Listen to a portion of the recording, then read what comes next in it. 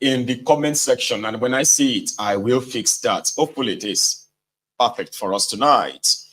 So going forward, we are starting with the Betta Edu Scandal, and this is this lady, Betta Edu, the supposed one of the 48 thieves of Tifnumbu.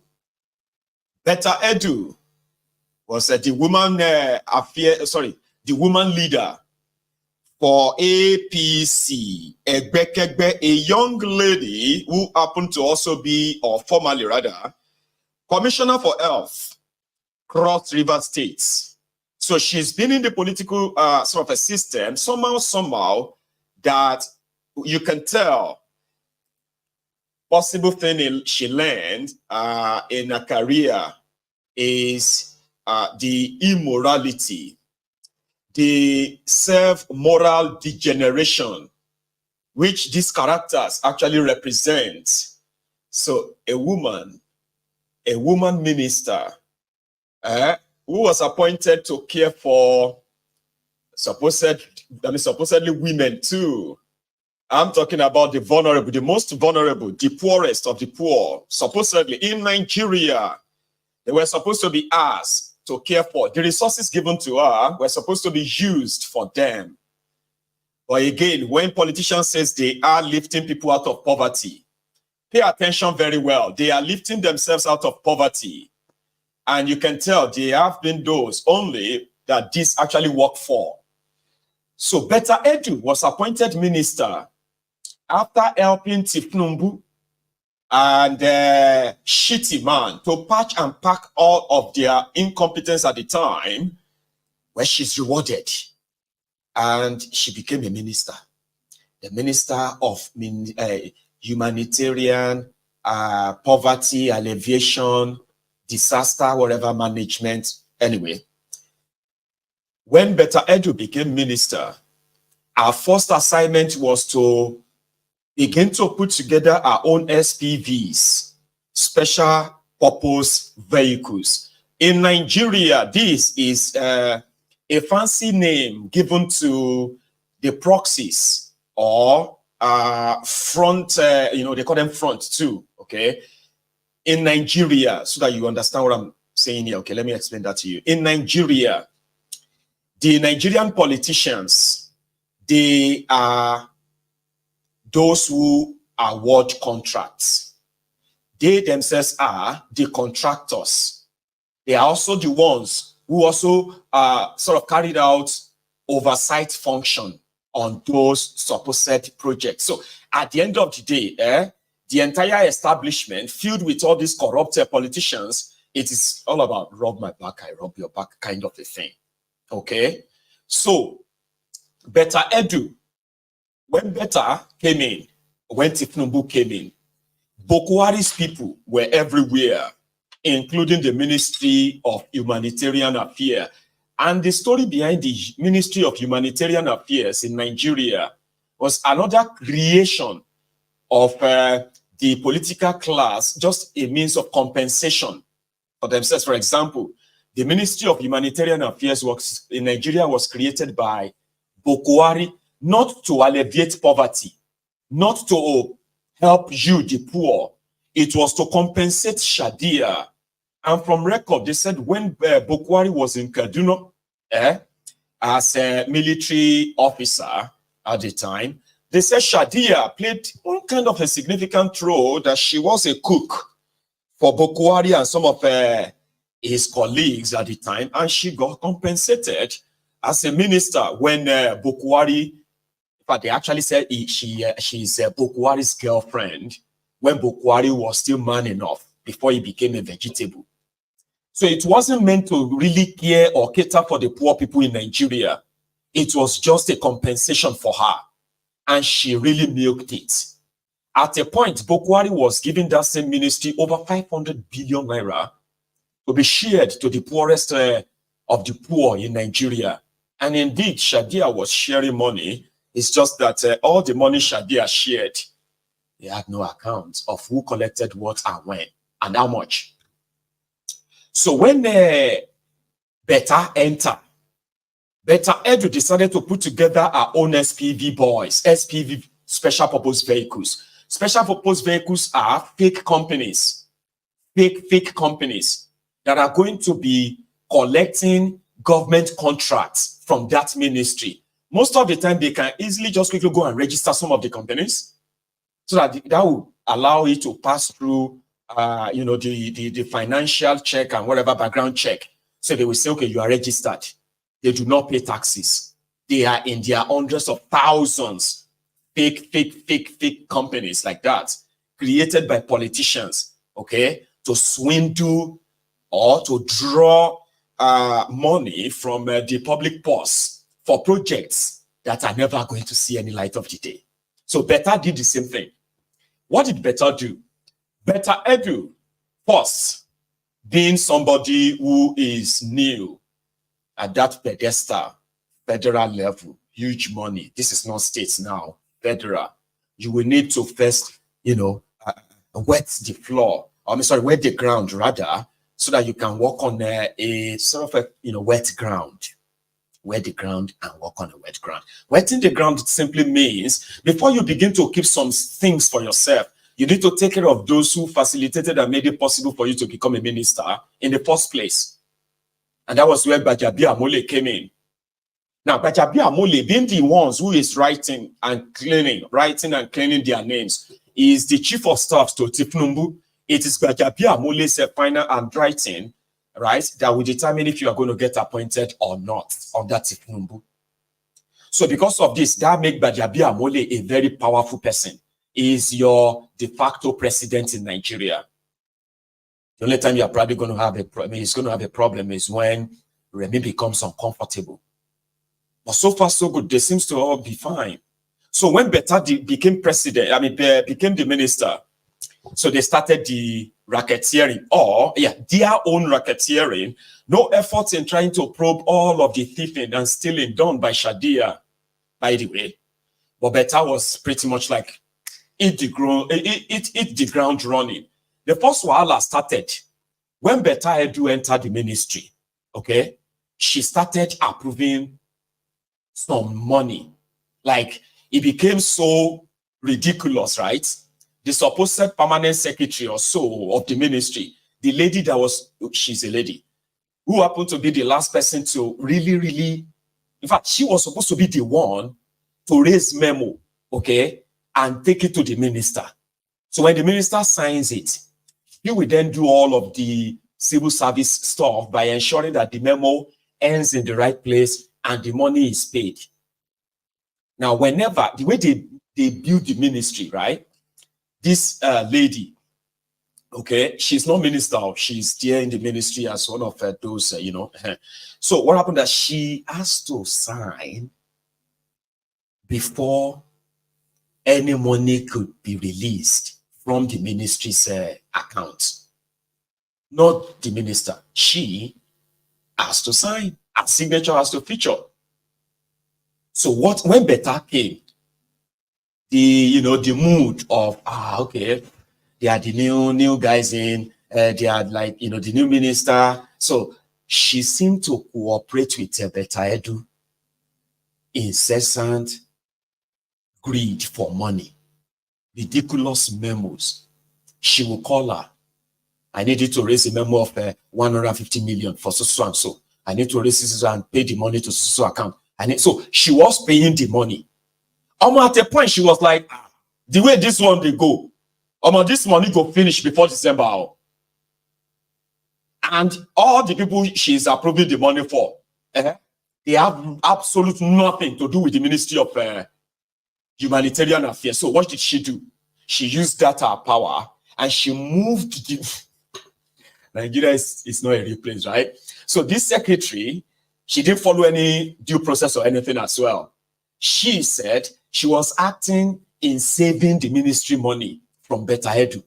So she moved all the ministry money, about 38 billion naira. In fact, it was actually about 40 billion. So she moved the whole money to her own private account. She did.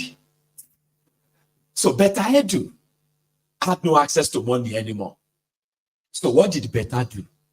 Betta now wrote a scratching sort of a letter or so, or a memo, that lady must be removed.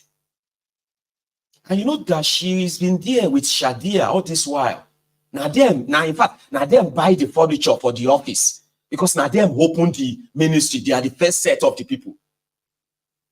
To them, it's pretty much like their inheritance, kind of. Bokwari rewarded them with it. So now that Bokwari is not in charge, Tinubu is in charge. This person that is coming in, the way he's doing, she's doing as if to say, we can't let that happen. This is our ministry, kind of feeling, you know. So the battle between Betta and this lady started. But she's a minister. She could take the case to the higher level and get her arrested. And that's exactly what she did. So she quickly raised the memo and said, when she became a minister, all the money in the ministry, almost 40 billion, they said the money that Betta Edu met in that ministry when she came, as as wasteful, as corrupt as Shadia was, they still left about 70 billion in the Ministry of Humanitarian Affairs. So I swear, 70 billion. That they said within a space of 3 weeks, Betta Edu don't loot over 20 billion. Like they have approved over 20 billion. And there were others that she was asking for too. That was what made the lady to say, in order to protect the money, that's why I moved it to my private account. About things they happen or things they occur. 2 women. So why Betta Edu was doing all of that? We did not know that there are some memo raised that did not go through the FEC, okay? In Nigeria, okay, they believe that if you are a minister, any contract or any project that is above 100 million naira, you have to take it to the FEC for approval. But Betta Edu was not taking the whole memo to the FEC for approval. She was taking them to Bajabia Mole. And Bajabia Mole will minute on it and take it to Tinubu. Tinubu will minute on it and say they should go and pay. Because the money was coming back to Bajabia Mole. Yeah, Betta Edu, the first week she became minister, she approved. Yeah, she approved and got the money paid out. She approved over 7 billion naira to consultants. These consultants were to go and look at the register of the poorest people in Nigeria. Supposed register put together by Shadia, the former minister. The register they were using to pay poor people. They now discovered that there was no register. According to them, there was actually no register.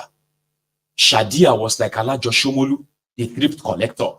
Alajo Shomolu happened to be a thrift collector, okay, who never wrote down the thrift or what have you that he was collecting from his customers.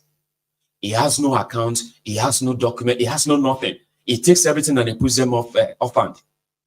And all his customers, when it's time for Alajo Shomolu to pay his customers their money at the end of the month, he never mixes them together.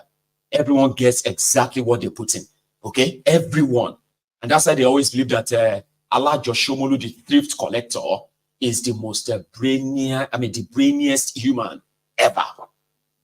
I don't know Alajo Shomolu. I think it's a fiction. Okay? But a lot of people believe, well, my parent told me it was real because they grew up in Shomolu. I still don't think that's real. So that is exactly what Shadia was. Alajo Shokoto. Shadia was like Alajo Shokoto when they give money. She shared 500 billion naira in 2 days to 11.5 million households, comprising of at least 70 million Nigerians in 2 days. In no use bank, in no use account, in no use anything. And there's no record. But she paid the money. So Shadia has Alajo Shokoto that should be in jail right now. She is not. So Betta Edu wanted to put structure. They needed structure. The structure of renewed hope. So for this structure of renewed hope to work, the poor people who have been told that subsidy was gone and backing with the hardest and the harshest kind of economic reality today While they were waiting for their 5,000, 8,000, I've been at 10,000. Betta Edu, she had paid about 7 billion naira to consultant. Guess who were the consultants? The consultant to help scientifically discover the poorest Nigerians and how to help them. So they gave them 7 billion. Jabia Mole and his own company collected about 3 billion. The Minister of Interior, Olubumi Ojo, Minister of Passport, Olubumi Ojo's company collected over 400 and collected 460 something million naira in the name of trying to help you look for the poorest Nigerians. So last, everybody just collected the money and they just cleaned their mouth like that until Betta Edu misfired. How? There was no issue, no nothing. Everything was fine. The lady that was trying to give her the problem, they kind of, I don't know, maybe suspended or sacked, or I don't know. She was even invited by EFCC to say she stole 40-something billion. She got to EFCC and she told them, I did not steal it. I tried to save the money from the minister. In fact, let me tell you something. I have some memo I can show you. You have no idea how greedy and how crooked this lady is. We have never seen anybody this desperate for money. Like money. It was pretty much like somebody coming to the office and say, congratulations for your new appointment. Say, leave, congratulations, come here. Where is the money for this ministry? Where is what? I need the bank account of this. I need the account balance of this ministry. Say, Minister, you are not even going to have a conversation with all of us. At least, familiarize yourself with your staff. People who are going to work with. Hey, give me the bank balance, please. How much is there? Everything is about 60 billion. Okay. Now, I don't want anybody to take money from that account until I tell you next. And then you started taking and taking. And the lady was like, oh, Shadi, I go mad to you. Just, So they decided to release some of the memos of Betta Edu's desperation. Betta Edu, they sent text message to somebody who works in the ministry that don't dare me, don't try me. I told you to give to sign that test, so and so. Don't dare me, because I can get you sacked. She was so like that, oh Baba. I mean, like she was so like that. Don't dare me. Don't try this nonsense with me. All for money. Oh. So they just released all our memo out. I said, oh yeah, we're any better, we're giddy. She believes that now that she's with the big boys, she can do like the big girl. I mean, a lot of these guys have collected billions.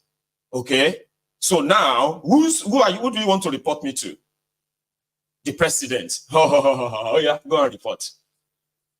I'll just call Uncle Femi. Uncle Femi. Somebody just told me that he's coming to report me to the president. Madam, alone jare omo better. Iwo better anti jare. Omo better. Better. Don't mind them. Let them say. Just let them say. So I think this overconfidence was what really pushed Betta so much that she didn't know that they will probably not speak for her. Because you know something? Betta Edu wanted another 4-point-something billion naira. Now, the account of the ministry, the person who was supposed to be able to help her, she is no longer in charge in that sense. And she can't sign it. She was so desperate, right?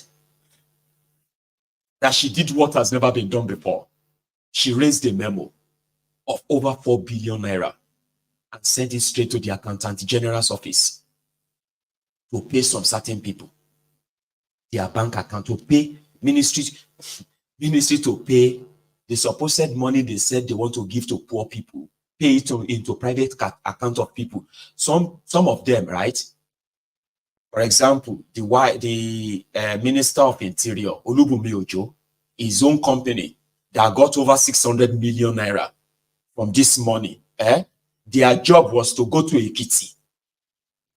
Is Olubunmi Ojo from Ekiti, by the way? Is it from Ekiti State? No, it's not. Anyway, Olubunmi Ojo's another lady who was said to be from Lagos.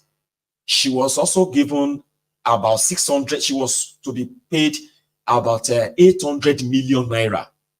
The money was for her to go and discover the poor people in Akwa Ibom, the poor people in Anambra, the poor people in Abia. So they paid her, they were to pay her over 800 million naira just to go and help them discover the poor people there. Ekiti people that voted on credit for APC, who are still waiting for the money APC promised them since February 2023. Some other people have cashed out on them. Olubunmi Ojo's company collected over 600 million naira, which includes Ondo, Ekiti, and Ogun.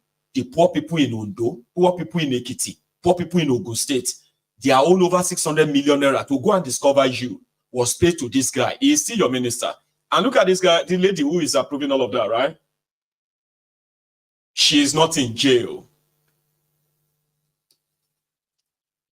Yeah, God bless you, Charade. Somebody just said that Allegations is real. No, the story was so good that sometimes you just believe that it's not, but I think it is real. The story of Allegations is real. But there could be some exaggeration in the entire story, okay? There was an actual Allegations. But I'm talking about Allegations at Allegations Calabar. That is Betta Edu at Shadia. Shadia niti Shokoto ti Calabar ni. Anyway, so this money was moving that way until they now said, you know something? The accountant general now wrote her back and said, no, by protocol, you should not even be sending me memo. Any memo, the only memo that can be sent to me, and it shouldn't come from you, minister. No, you don't do that, okay? It should be the memo approved at FEC. Approved by FEC. Which means during the meetings of the ministers and all of them, so you can't raise a memo of this amount and send to me. It's totally no. Okay, we did not know. That's why I said that majority of what they do, it is to give us a bit of a glimpse, you know what I mean, into what they are really doing than what they are saying. So we believe that now people from inside their camp decided to, when they were done with her, they decided to release all of those leaked documents that finally got her suspended, but not arrested. So yesterday, the EFCC came out and they said their investigation of Betta Edu since her suspension had come back with 30 billion naira. 30 billion naira traced to the private account of individuals she paid. Baba, CEO lo 5 months as minister, 30 billion. And that's what they said they have seen. And to me, I don't want you to get carried away so that you can begin to feel like, okay, no. Maybe they are fighting corruption. They are not fighting any goddamn corruption. Don't be stupid, right? It's nothing like fighting anything here. The whole put up of the whole drama is to further give what some people call a little bit of a distraction. Okay? And if you are not careful, there are other worse things they are doing. Okay? And that is why you should never, for any reason, even entertain it enough to think they are fighting corruption. They are not. If they are, Betta Edu will be in jail right now, like Emefiele. I'm just saying, like, just put her there. But she never slept in any of those prison cells. And she's a criminal. She abused her office. Just like, oh, I know the entire regime is illegitimate. So sometimes we shouldn't be so surprised that it is happening. But of course, I'm not surprised. We are putting it on record, right? We are not surprised that they are thieves, and thieves can't catch thieves except if they want to deceive their victim, who happen to be the Nigerians. Sometimes they want to show you what you want to hear. But if you pay attention very well, you realize that they are deceiving you still. But sometimes keep it on that way, so that those who need to know will know. And even you, sometimes when they lie to you, you know they are lying. At a point, you begin to believe the lie. Do you know that? If they begin to believe their lie, the next job is to ensure that you, who knows it's a lie, to begin to doubt your own truth. You know they are lying, right? Then, but they keep lying. They keep repeating the same lie again and again and again, to the point that they started believing their own lies. And there you are doubting yourself, like, is it true or is it a lie, sir? I can't even remember. But is it true or is it a lie? That's what they do. When you lie too much and begin to believe the lie, those who know that it's a lie, you might even try and convince them by putting doubts in their own truth. Is it true? It's not. Is it not? Is it kind of? Right? So Betta Edu and the rest of their gang, what they now told us now is that in just about 4 months as a minister, where no single dime is actually paid to any poor anywhere, 50 bank accounts with over 30 billion naira. The Ministry of Humanitarian Affairs, Disaster Management and Poverty Alleviation paid to individuals 30 billion. I mean, even if all this, what do you call it? All of this subsidy is gone, baby work of pain, labor pain, and all that, right? Even if them give that 30 billion genuinely to the poorest of the poor in Nigeria, do you know that will make some little impact on them? It will, but you turn it up in the private pocket of some individuals. Let me digress a bit, because I may not have much time to come back to it at the end of the day, okay? So a lot of them have been roasting, including some obedient too. They have been roasting Obi. Remember when Peter Obi went to Gombe? I think I showed you that video yesterday. Yeah, I said even if he commissioned the borehole, give him his thumbs up, the two of them. Because if to say the Nigerian system genuinely had provided water, drinking water, Obi won't need to go and do borehole and be taking pictures. If the system had provided, infrastructure for all of the people in that contraption after 63 years, I believe that somebody like Peter Obi will not be going about with 5 million naira check, or 2 million naira this, or borehole here, hand pump there. But you know, because Nigeria is a very, very funny place. Because you see, by all means, right, you have governments who has failed you. But Nigerians will leave that government, and the criminals who have made their life hell, or who are making their life hell, they will face you. I remember when people used to ask me here, I mean, I used to have a kind of an emotion that could be easily manipulated, because I'm human, right? So I have this personality that if I have something, I don't, something just make me feel like I should give them out, like give it out. So then I feel better when I give that out. So, and yes, the kind of personality that could be easily emotionally manipulated. So on MaiyegunsDiary Politico here, right? So people will kind of, come and say, Maiyegun, please, I need school fees and all of that. How much is your school fees? I'll give them. Oh, Maiyegun, please, we are having, I'll give whatever I could.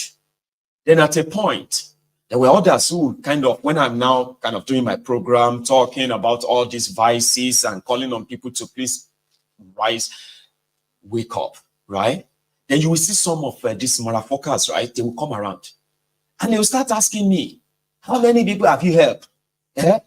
People are doing charity. People are doing philanthropy. You are just there condemning and condemning. Are there no poor people in your own state? How many of them have you lifted out of poverty? And I was like, what happened to your government? Why do you really get so worked up that I can do whatever I want with my money. I can choose to give it. I can choose not to. Right? So why are you so worked up about somebody else's money when indeed the people that are starving you, shortchanging you, raping you, you don't even have any voice to speak out and say something to them? So it is a Nigerian thing, all right? And you say, you should be helping other people. You should be helping people out of poverty. I say, what is my business with helping you with out of poverty? I mean, you see that entitlement of a thing, or better still, right?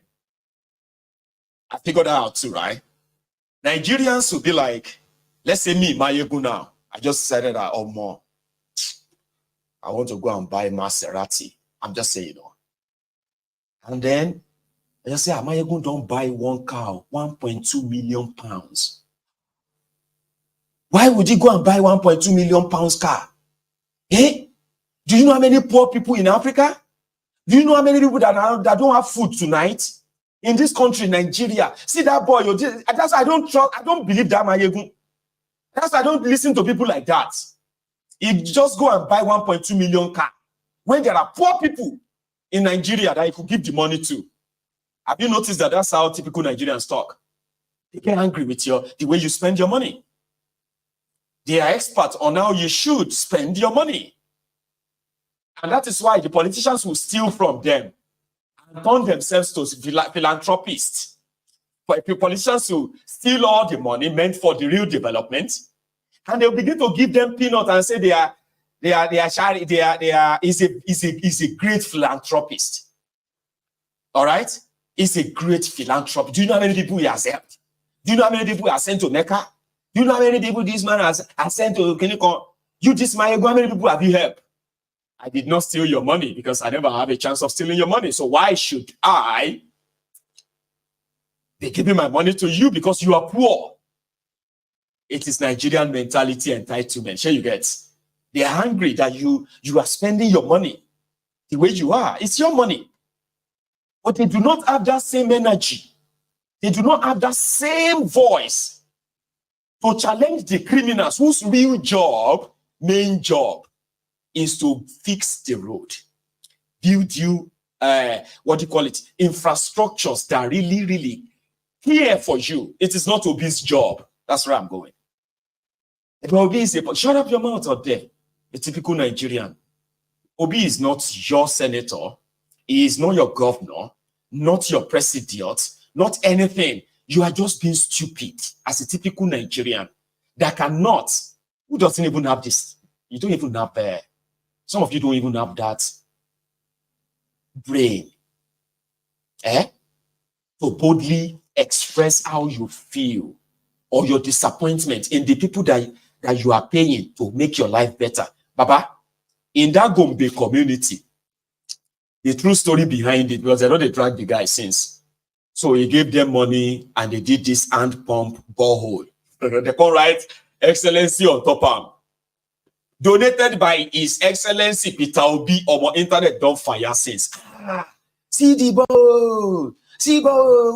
Where billionaire they do. Then this Obi is a useless. This Kiniko is a useless coming from the APC. You see that area?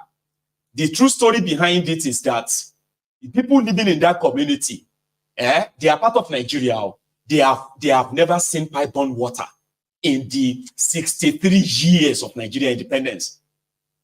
Ever. In Gombe State, they have to walk. Listen to this. They have to walk about 10 miles. That's about 16, 17 kilometers into Niger Republic border to get water, drinking water.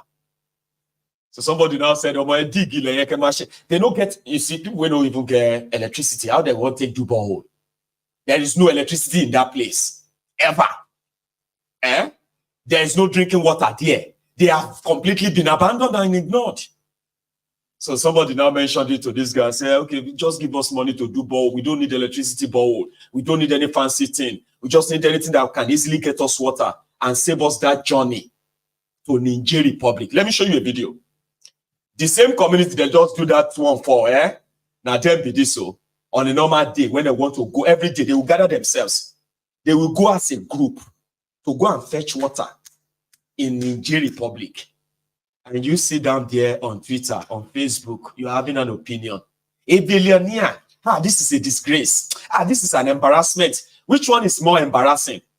That Nigeria, after 63 years of independence, a community in Gombe State would have to go to Niger Republic for water. On foot.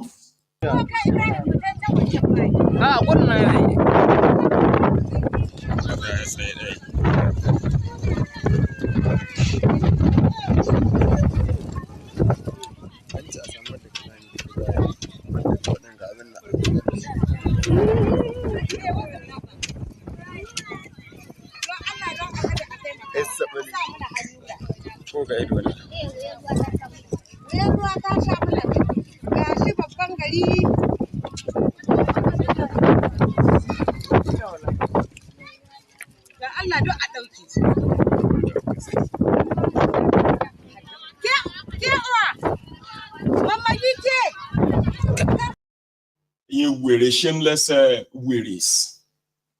Which one is more embarrassing? That the giant of Africa,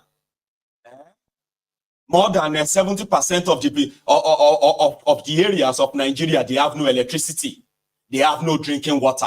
More than 70% of areas in Nigeria, including popular cities, major cities in Nigeria, they do not have any drinking pipe-borne water provided by government. So which one is more embarrassing?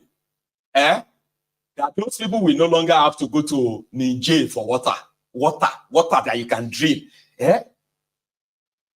Water. So which one is more embarrassing for Nigeria? This one or that one?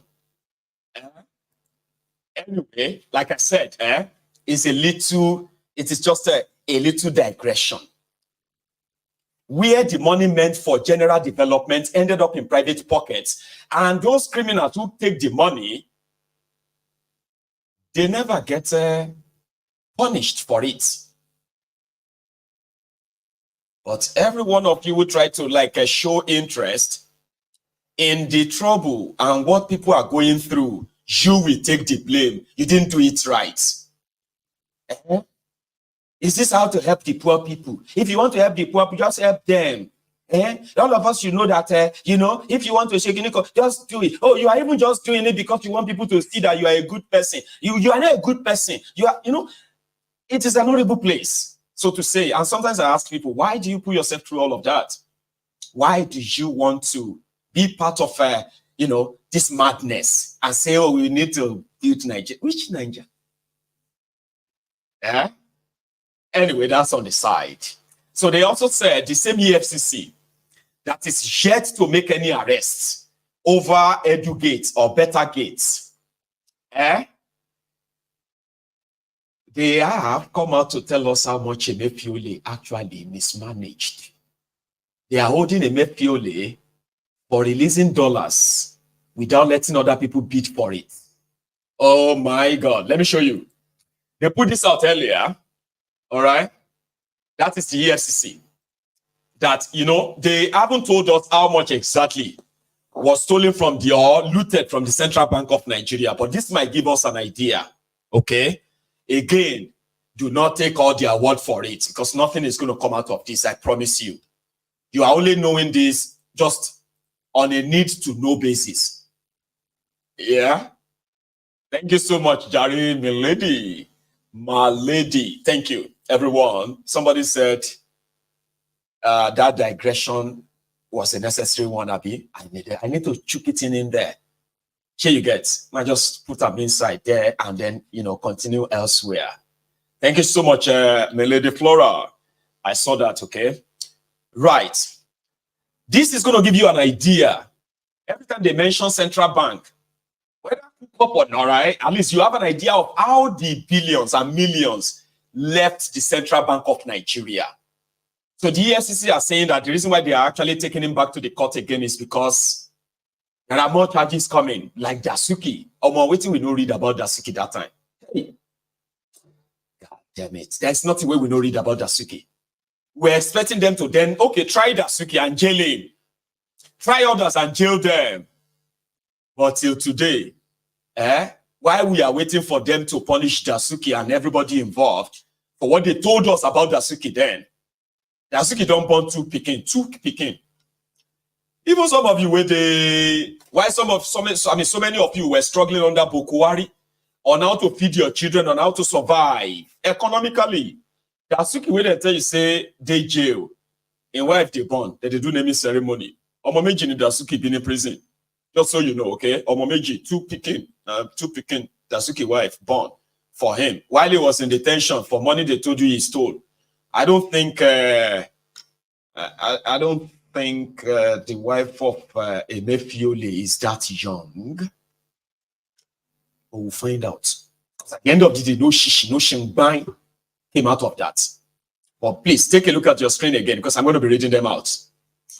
According to the EFCC, they said Emefiele allocating forex of $2.136 billion. $2.136391 billion without bid. Allocating forex of $291,945,785.59 without bid. Abuse of office by special allocating of forex of $1.769,254,708.93. Abuse of office by special allocating of forex of 370 million. Corruptly received 26 points. Hey, they said he corruptly received $26,552,000 from NIPCO PLC. Corruptly received $740,000 from NIPCO PLC. Now, we can begin to calculate how much they will say Emefiele actually stole now, okay? So, corruptly received $2,410,000 from Raja Punjab on account of forex to his employer. Corruptly received $6,320,000 from Raja Punjab again. Corruptly received $7,720,000 from Raja Punjab. Raja Punjab, it can't be like Amitabh Bachchan or something like when you are like calling all the spirits in India. You know those Indian movies where they will be calling spirits. I say this one now, spirit where they give Emefiele money. Because that Raja Punjab, $7,720,000. Corruptly received $850,000, all in dollars, so from Raja Punjab.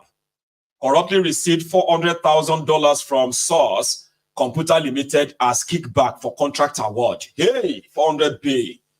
Corruptly received $200,000 from Source Computer Limited as kickback for contract award.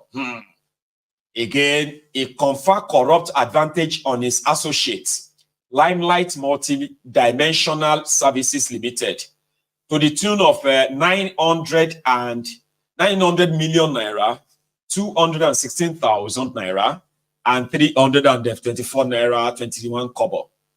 They said he conferred corrupt advantage on his associates, Limelight, to the tune of 1,060,030,249.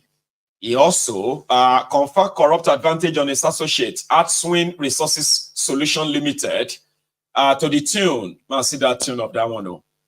They say to the tune of to the tune of 398 million naira. The other one is he conferred.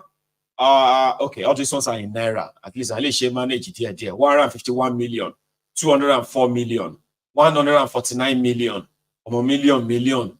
And you Olori Bruku where they shout Akabi Omolodo or Jaga Banditi on Facebook, on Twitter, everywhere. None of these changes, none of this rubber touch on a handle. Well, okay, not Tifnumbu Abobakus. The Buhari idiots, cyberbarians. While all of you are languishing in poverty and you are singing next devil, next devil. These guys are really cashing out. Anyway, I don't want to believe everything, but sometimes I do not want to not believe everything. Okay? Because that's a lot of money. Anyway, they said that is why they are holding Emefiele. And that is why Emefiele will be in their custody until they get all the money from him. I don't believe that. But let's move forward, away from it. This community in Enugu, the community where the Enugu State Governor, Peter Mba, has been accused of taking people's land by force so that he can give that to the Fulani who wanted to do Ruga in Enugu State. Now, there is going to be a problem over that. I promise you that 100%. There's going to be a problem on that, and it is going to be very soon. Or Hopeless Uzodimba did the same thing in Osu. He tried the same thing in Olu. And as we speak, he is already building the Ruga right there in Imo State. The people in these communities they have been mostly chased away by the Nigerian military, who call them IPOB, ESN, just to make sure that they leave their land and never return. All of this won't really bring any lasting, solution or confidence to this whole thing at all. No. They are only buying time. And as time goes by, it will all be history. I promise. I mean, it's going to happen. Okay? Because what we have right now is that people are aware that without the government or the people in government's collaboration or support, the Fulani terrorists and their jihad that they are driving through the southern part of Nigeria, through the eastern part of Nigeria, they wouldn't even have any foothold at all if there are no people, the politicians who are clearing the road. So in Enugu, this community came out to say, not only that they are being attacked, see, it's actually a two-way thing. See, they rejected the Fulani terrorists and their axemen in their communities. By so doing, they became hostile to them. They do not want to see them. Then on the other hand, the government wanted these Fulani terrorists to be resettled in these places. And this might sound like, are you serious, Maiyegun? I am more than serious. But they are doing a lot to ensure that news like this and content like this don't really make it out. And when they do not gain any traction that will force them to actually do otherwise. So Hopeless Uzodimba has been having a free hand and he's been kind of like pushing it on. And as we speak, they will soon announce that their Ruga is ready in Imo State. So for Enugu, these communities have suffered Fulani terrorist attack and their stories has barely made it to the news in Enugu. And this has been like attacks that we are talking about where over 10, 20 people are being killed. Now, women who took to the streets protesting this, I will leave it here for you.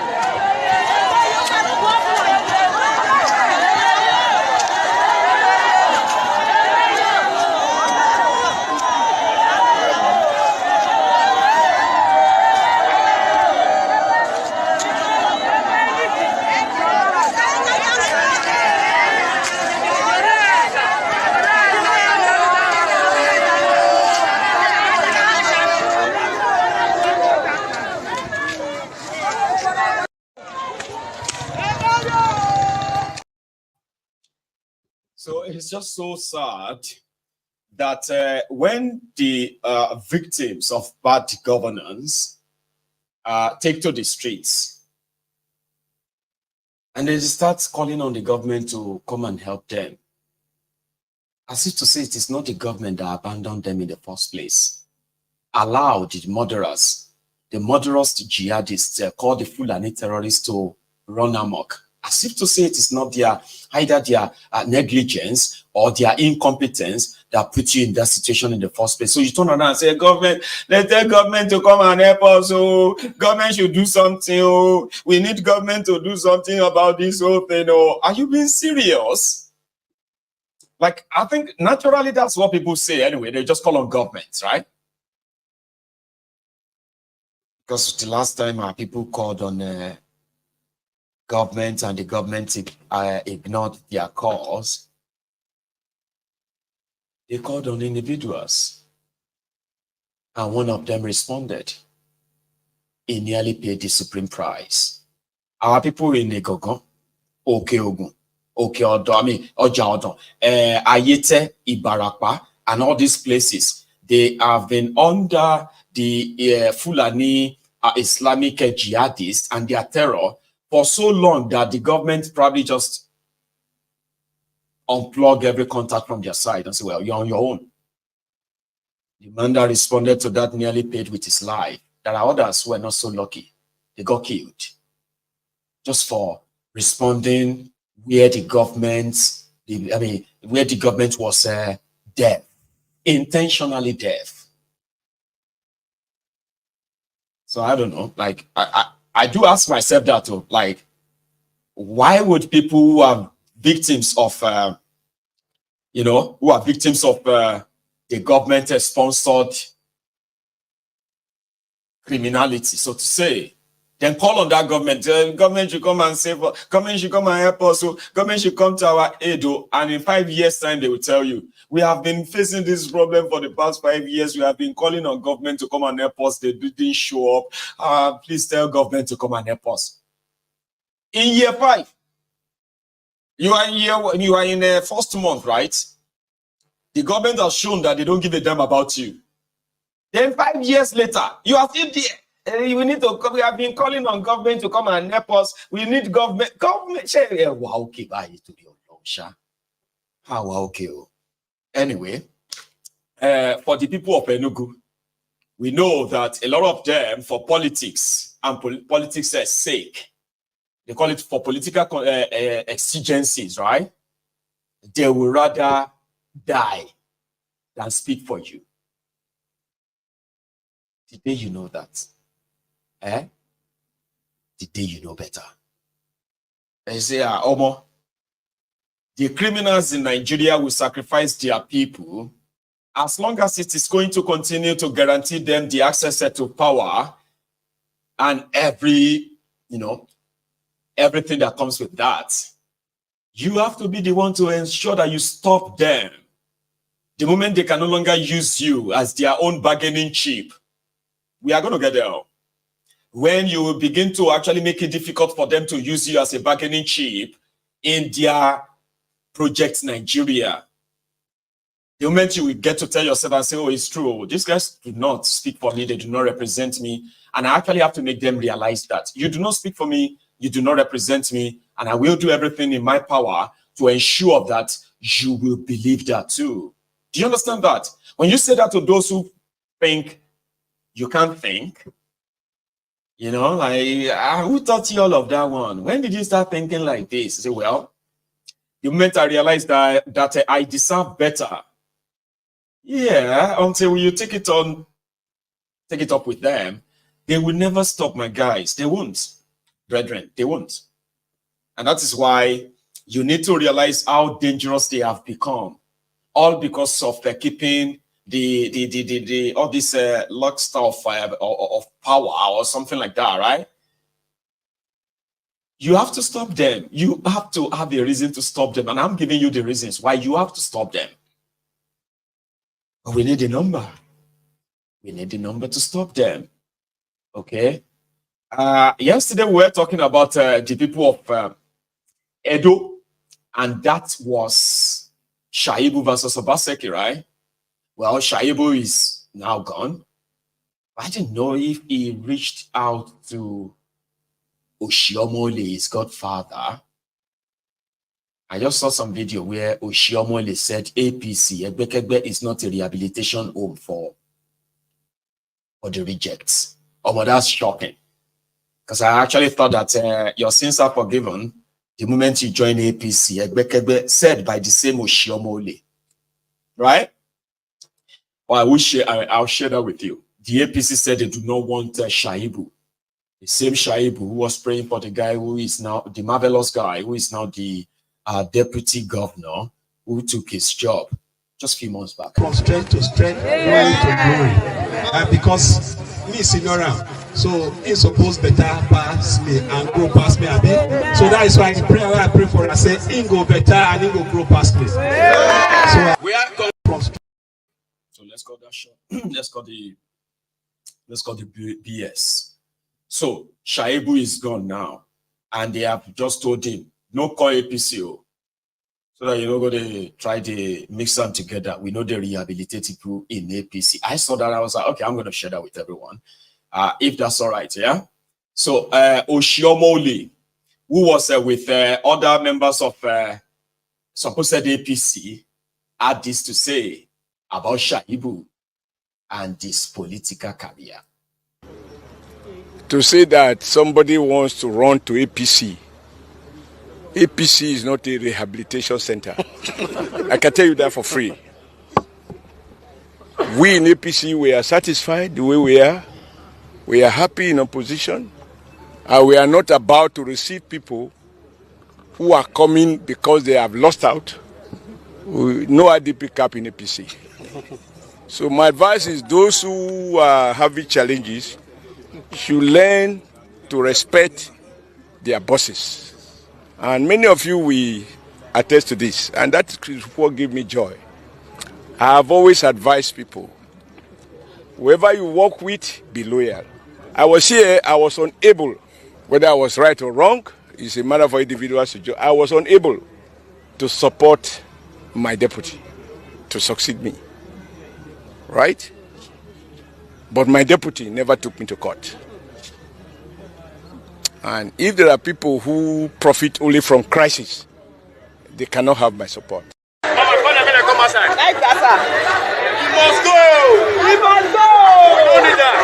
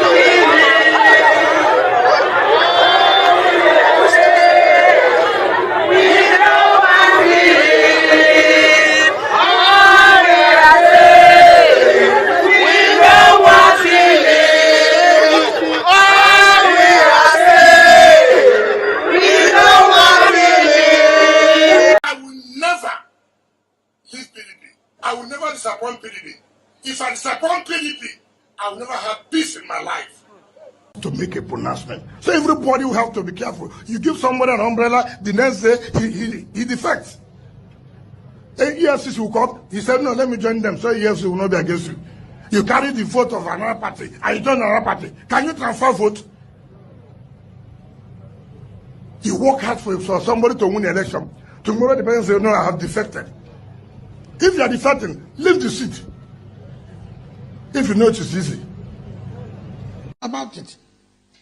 Even when you have spent your 8 years in office, that you continue to pretend, to say who becomes who, whatever, in River State. Somebody say me. It may happen in Lagos State, but it will not happen in Rivers. As a governor, I will come and go. I can't stop it. I must come and go. All the Keba left. You've never heard of me saying that you will do this, you will not do that. The day my tenure, by the grace of God, ends, I go. That's how God wants it.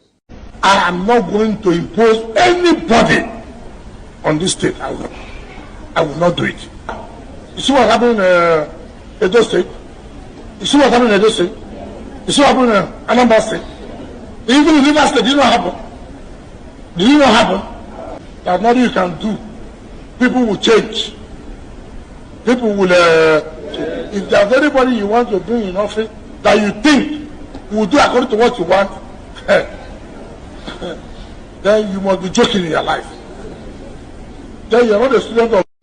When I hear people declaring for APC, saying that they want to continue the good job of Mr. President, the good job of people dying every day, the good job of Naira falling every day, I feel so ashamed that we have gotten to the level where sacrificing, people will come and say, look, I want to continue the good job of Buhari. What is the good job of Buhari? Of hunger is a good job, of poverty is a good job, of insecurity is a good job, of the economy falling is a good job. It's such a shameful thing. Don't mind them, don't mind them. Let me see, don't mind them. Don't mind them, don't mind them. Don't mind them, don't do another way. I said, don't mind them, don't mind them. Don't mind them. I said, don't mind.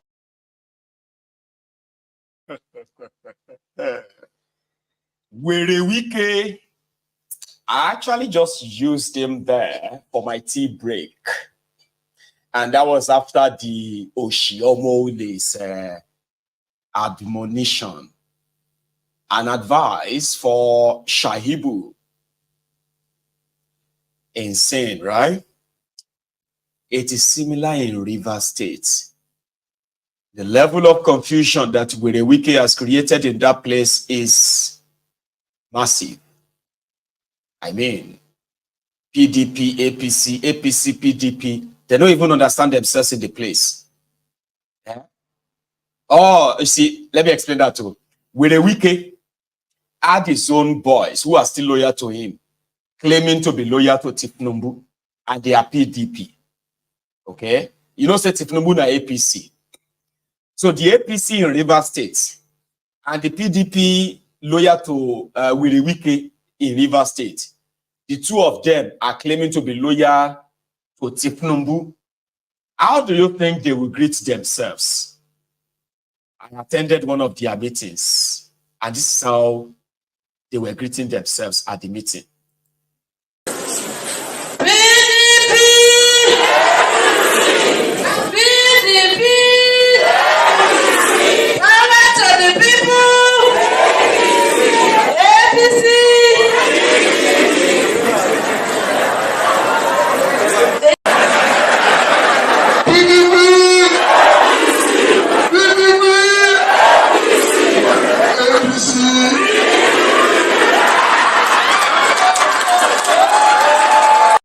Nuisance Lele. Nuisance Lele. Those are the people. There are some of you young people are looking at and saying you either join them or forget it because there's nothing anybody can do. You are mortgaging your lives, your future. For people who are like career political jobbers, failed individuals, chancers, criminals whose only job is to wait for the chance to get closer to your commonwealth. You are so eager to condemn any other group that is outside these two leprous fingers or two leprosy hands. APC, PDP. Una no even get shame. I mean, come on, man. This is because of Wike. Tell me this is not shameful, and I will probably describe you for who you are. See.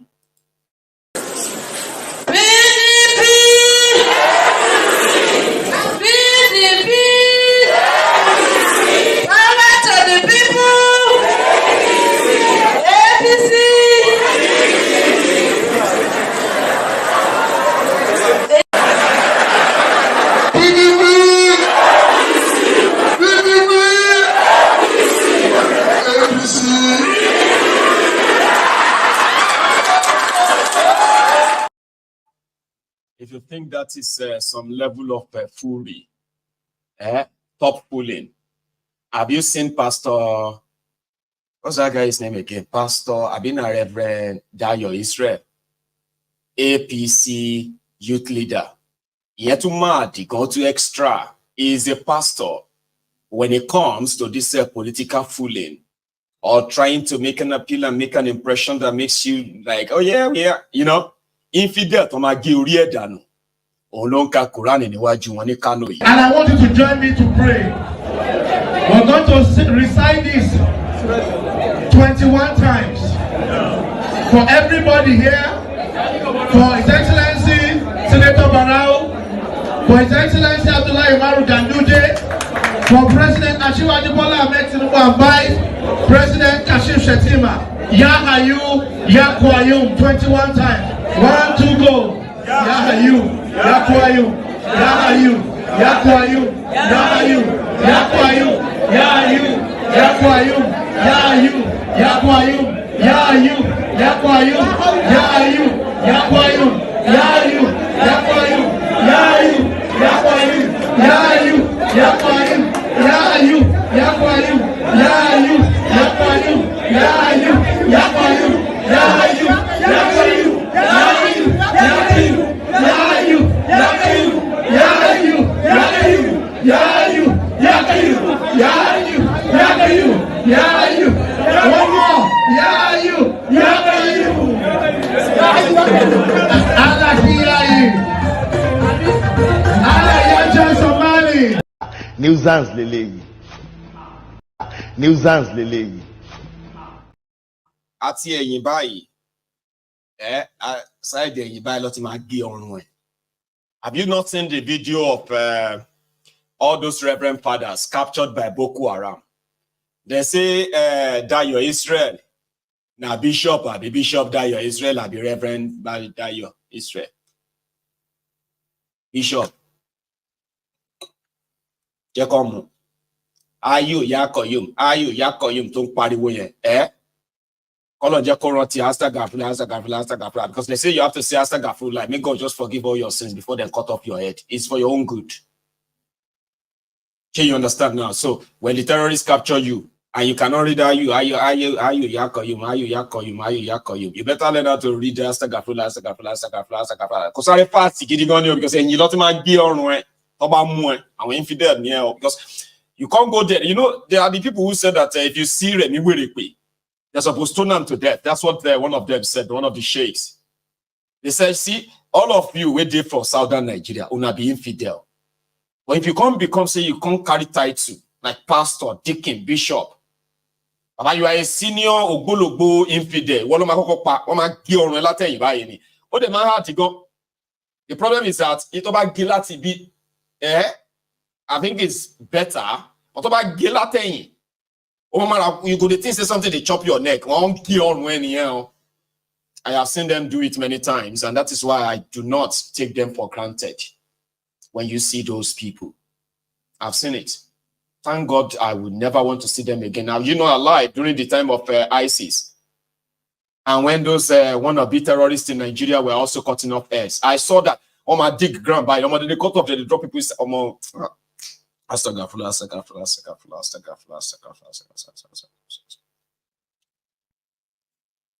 Let's go to the next one. Before some people take offense, that you're Israel, you can be fooling yourself. But let me tell you something, though. You see, there are some things we do or say that we do not probably see the gravity of what they are. For example, when you say something, now, let me give you an example, okay? For example, let's say we know how Nigerians always react when they hear about homosexuals. Nigerians, when they hear about homosexuals, yeah, man and man. Nigerians could just automatically, now the sex with inside that homosexual, and that one they're interested. That is what they are interested in. How now they do now your house? Who is husband, who is wife? Typical Niger, and I'm like, you know what I mean, like who we are. So also, you go somewhere. See, when I came to this country, before I came to the UK, I mean, it was a normal thing now. You go see somebody, we see your motto, wọ́n tó yó kébù. Wàá pè lọ́rọ̀ bọ̀. Ọ̀rọ̀ bọ̀. And she'll be there, don't feel give me ọ̀rọ̀ bọ̀. Ọ̀rọ̀ bọ̀. If you can't call anybody ọ̀rọ̀ bọ̀, only ní case you. Because if you call somebody ọ̀rọ̀ bọ̀, that's fat. And they would say you have caused them depression. They are suicidal now. And now you go call the one that's I did not see it that way. So you have to be careful how you say it. Okay? When you see somebody who has an anorexia, that one when you say they know they eat, okay, you can make them dry. You can say lepa, lepa to sure. Eh? I don't try I'm here. If you go say when you go lepa, you are reminded if you get depression. Serious stuff. It is also the same thing when you go abroad, for example, right? And you meet your colleague at work. Every time I in Nigeria, if you go, no, sir, your colleague, you know, if you call anyhow, no, you know, sometimes if you have go busy where you want plant coconut or the granite, it don't already sort of a sprout out of the ground, kind of. We don't see them as a sexual harassment. There are so many things we were doing that we have been so used to that we don't see them as sexual harassment. That's why here sometimes you just have to keep to yourself. Okay? Because if you see you're gonna man, you are looking beautiful these days. So I'm gonna see your house. See your Baba, you can lose your lose the share. You will lose your job right away. And they tell person no. I saw a video and I don't know how to feel about it than to use it as a means of sort of passing out this message to say there are things we do or take for granted that are actually sexual harassment. And they are not really cool. We laugh at them, we bypass them, we do all that stuff, but they're actually not really cool. If we look at it like genuinely. Beginning with what's happened to this madman, we then contribute to money, made them go change in kidney for India. So that you don't go die. They contributed money for Nigeria, send you to India. You enter India. You tell the nurse that waiting you carry, the machine where you carry. If she can come back later in the night, you go show them the machine where you carry from Nigeria. She could dream about you only. I didn't know how to feel, but I'm going to share it with you. And they talk about Germany. Another one now they happen for India now. On a brother now wanna contribute money now, fly go India, go collect treatment now. On a brother now don't reach India now, the hospital bed now, mona listing within this. On a brother now wanna contribute money for maybe for collect better treatment. Mona listing within the talk now. So they don't change you. You like? But I don't like Africa. No, Africa good. You should like Africa. Africa good. If you see Africa third leg, you like it. Forget the color, forget the complexion. You like what we are carrying. If I remove my clothes, you love Africans. Africa very good. India no good. India is no good. No, India. People also come in India and give you treatment. No, India good for treatment, but India no good on bed. If you come to bed now, I show you how strong Africa is. Do you know what I'm carrying on my waist? Africa, very good. Night, you come, I show you what Africa means. I know, Africa is your country, so love her. Okay, because Night, my country is India, is so good. No, night, you come, I show you what Africa is made of. Africa, very good. We have 3 legs. India, just 2 legs. Africa, 3 legs. You come, I show you. You forget your name, you forget your age, you forget your family. Only me, you remember me. Everything you give me, you wash clothes, you see me. You bath, you see me. You sleep, you dream, you see me. Only me, you see everywhere you go. So night, you come, I show you what Africa have. Sunita, Susu, night, you come, I show you what Africa have, okay?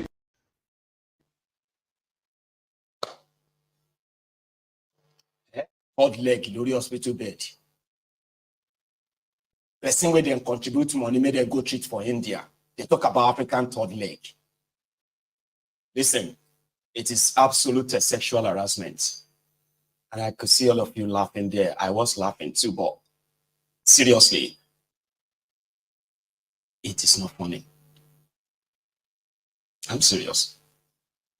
Well, hopefully, all of us can begin to make some adjustment to, you know what I mean, like how we actually indeed treat other gender, opposite gender rather, out there. Sometimes all it requires is just to respect them. There are things you think in your head, you just keep them, you leave them there. You leave them in the thinking, what do you call it, thinking department of your head. Leave them there. Don't release them to the speech department and make it something you say out that way. You know, Sunita, sorry, we apologize, Sunita. Okay, we are not all like that. There are those who will come to India for real medical care. But will I say the kind of medical care they are giving them in India is so good that somebody they contributed money to save his life from Nigeria suddenly grew a third leg, strong enough. It could use it like that of a kangaroo. You know, kangaroo get about 3 legs, Abby. Kangaroo standing, it will just use that third leg. Idiot. Anyway, let's go forward again. So I was, while I was coming back from that Indian hospital, right? Then we saw that everywhere smoke, smoke. Kilo to deba to your long. Leko, need to motor. Smoke, fire, shops on fire, everything. Pano, firefighter. While we are waiting for firefighter, everybody trying to see what they could do. They were throwing the goods of some of these shops down from the 3rd floor up there. The firefighter came, but there is no water. Well, I don't know if I have to say Nigeria need the help. Abi, save Nigeria and break this shit all up, right? We're killing fire. Yeah, fire, kill fire. Need to matter why millions of, you know, wares were going up in smoke.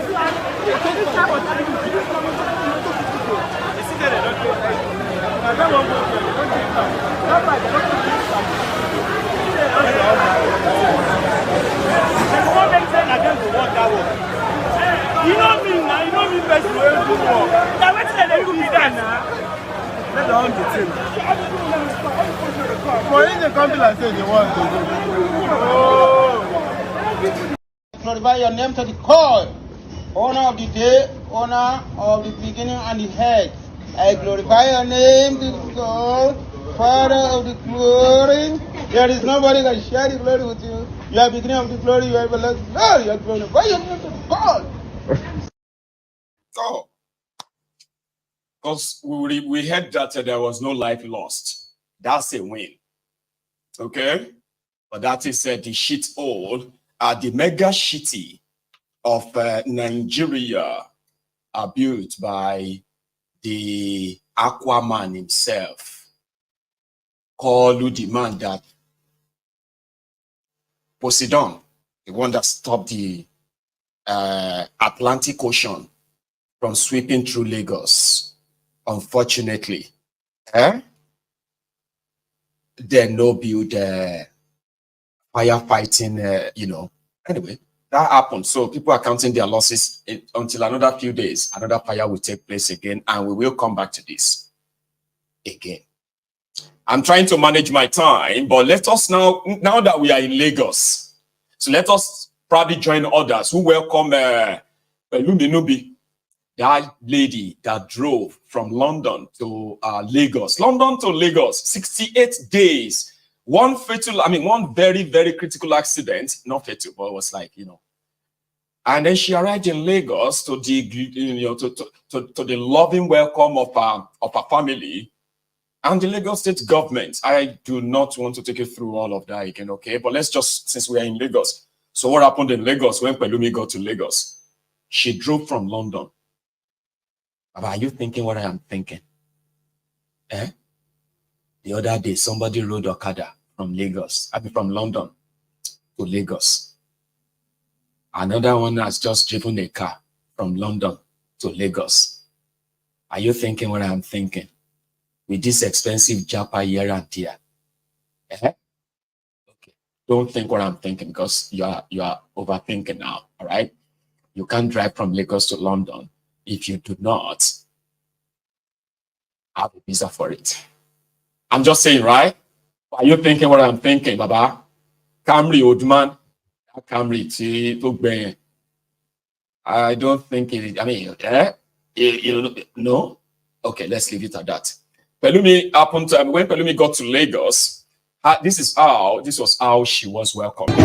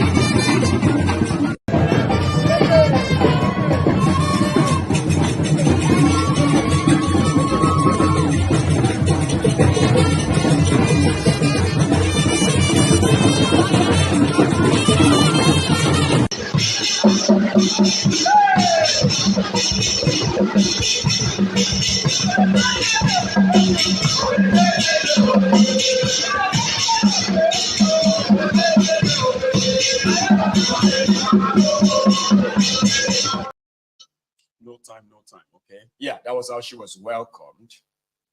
Somebody said that she's the APC London branch. I don't think so. Okay, don't look at it that way. But you probably won't be far from the truth. Okay, but I do not want us to look it that way. Let us sort of give our flowers for our achievement. Okay, it is something. And even though it is associated with the APC, I do not want us to take that, to really take the shine off her that way. Don't see it that way. Or see it wherever the way you wanted to see it, Jerry, because what's the point? You will still see it the way you want to see it, Abby. Because especially when I saw her seated there, and Abike Dagburu. Remember Abike Dagburu? So Abike Dagburu was there. I didn't want her to eat as well. That woman. So thank you very much, Excellency. I will not be doing much talking because I'll hand over to the Vice Chancellor, our sister, who gave a remarkable reception yesterday at the University. Thank you very much, Vice Chancellor. Yes, there's only a woman to have done that. They will also have families that say a word or two about their actions, moments, not knowing whether the daughter will arrive safely or not, or we give God the glory. And on stage yesterday, they were all on their knees giving God the glory, and they can have mother. So, Excellency, I just want to thank you for receiving Pelumi. For us in the Diaspora Commission, of course, we monitor the journey. And one thing about this very inspirational and courageous lady, she didn't want any help as such. I'm going to do it alone, and I'm going to get it done. But of course, at every stage, the Nigerian embassies were there to support her. In fact, without her knowing, to send information to the borders before she got there, she gets there that we don't want any problems. But she will tell you herself, the best border she ever crossed.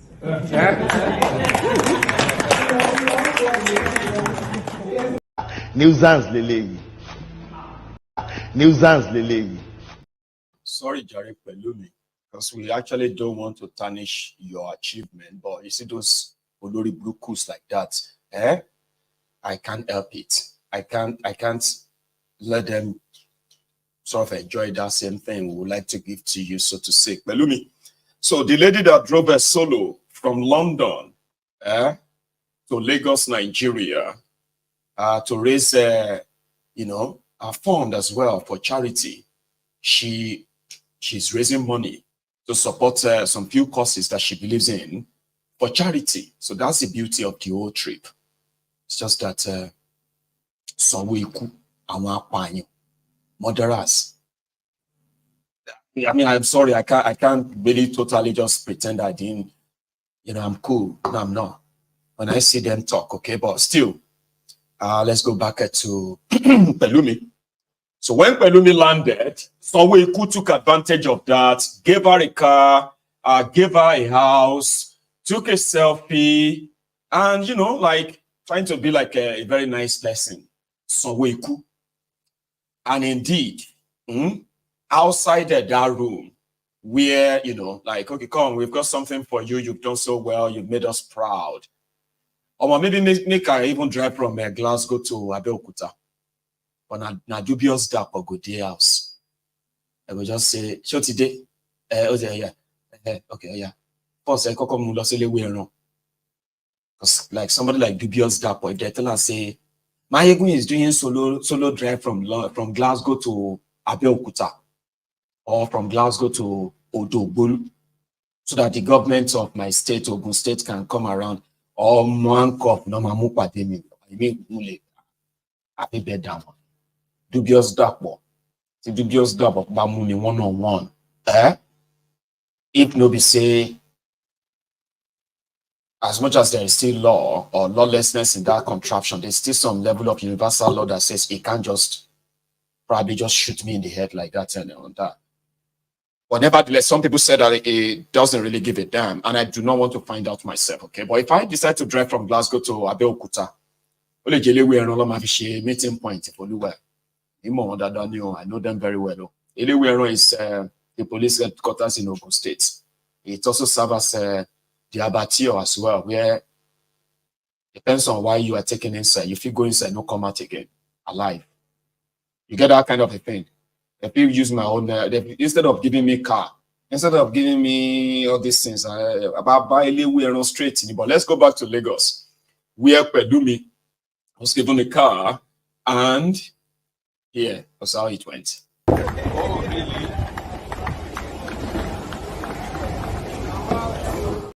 Hang on. There's actually one before that. I do not know why I missed out on that. So I'm going to go get it back. Give me a sec.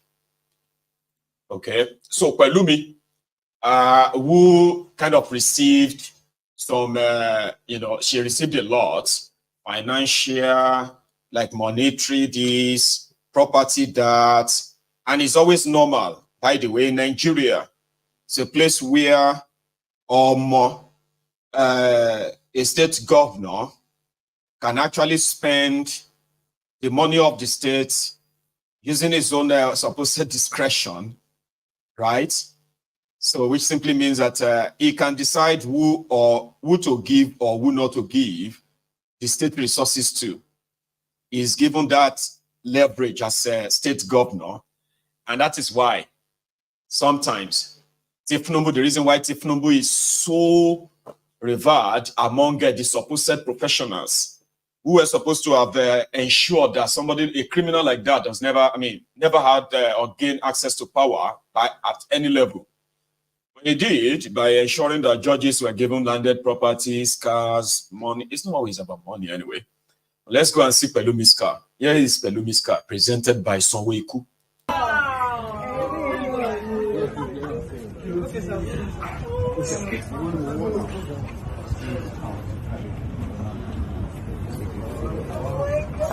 Sorry.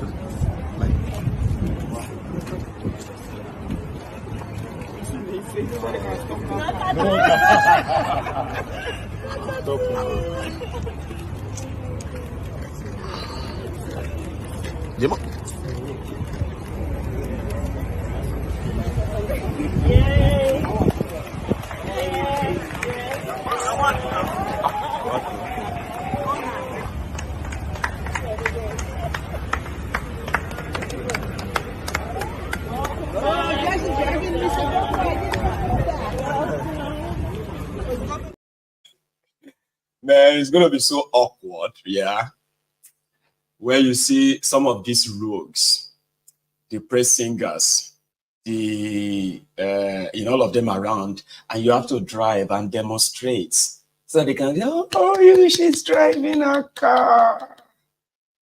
That would be so weird, right? Even for someone who then to one motor for the first time, all for show. Oh, really?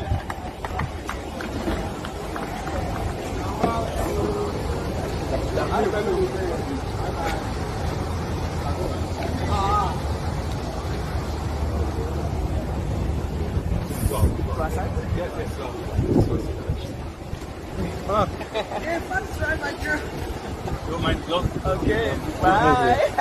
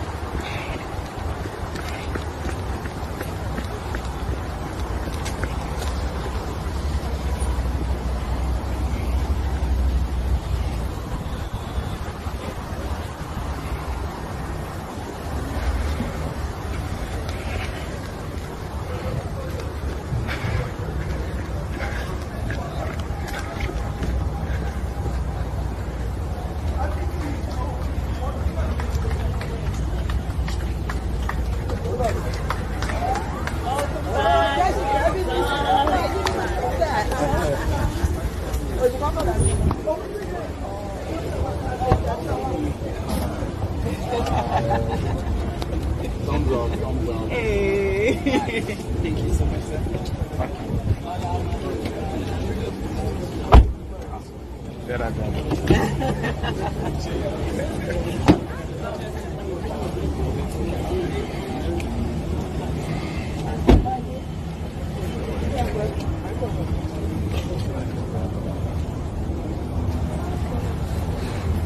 Say something.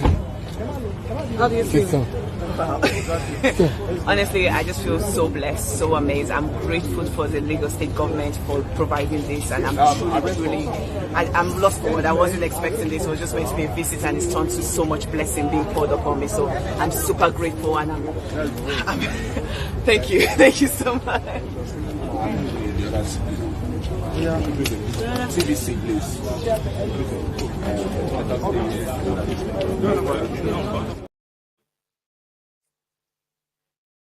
And immediately after all of that, Omo London, Pelumi, she didn't waste time that same evening. She did exactly what sent Bobrisky to prison. You know that you are all preparing, as you are all preparing for your Edulooter tomorrow. Yeah, the end of Ramadan. The mommy of Lagos won't be with you. She's in jail.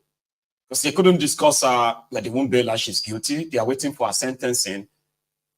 But what sent her to jail is what Pelumi did. And she's still standing. Choma no yet, only no yet, Choma no yet. Pelumi, oh yeah, Pelumi tó ta, Pelumi tó ta, ọmọ tó ta lẹ́nu, ẹ̀wọ̀n mo bó ṣe fine, ẹ̀wọ̀n mo bó ṣe set, Pelumi tó fine, Pelumi tó set, Pelumi tó ta, Pelumi tó ta.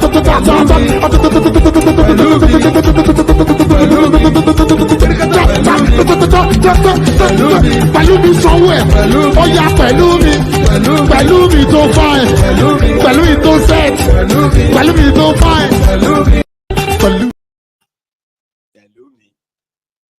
But Bobrisky will be seeing the video and be like, this is not fair. This is so unfair. Where is she? Why is she not here with me? But it is Nigeria. Nothing is fair, bro. Okay? Nothing is fair. Especially if you know that your last name is not that of one of those arenas. So nothing is fair. Just take it as it's served. may Nigeria not happen to you. Put it that way. Now, let's go to the next one where people are feeling like, wala ma shele. If Tinubu failed to do something about Werewike, now some other groups came together. The way Werewike is running Abuja, no, wala ma shele, there will be a problem. And this is what their statement says, right? Here. The choice of appointment made so far by the FCT Minister is an affront to the Center of Unity status of the FCT. By and large, the FCT has been turned into an extension of Rivers State. There is an urgent need.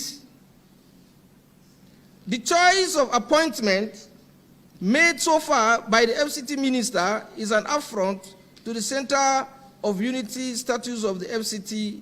By and large, the FCT has been turned into extension of Rivers State. There is an urgent need for the FCT Minister to retrace his steps as the risks of polarizing the Federal Capital Territory along ethnic and religious lines, which can potentially rupture the fragile peace in the FCT and its environment. The FCT Minister must realize that he is the Minister of the Federal Capital Territory and not the Minister for Rivers State. So, the attempt to flood the FCT with politicians from Rivers State need to augur better for the administration of President Bola Ahmed Tinubu. The Reform Arewa Youth Coalition wishes to advise the FCT Minister to see his appointment as an act of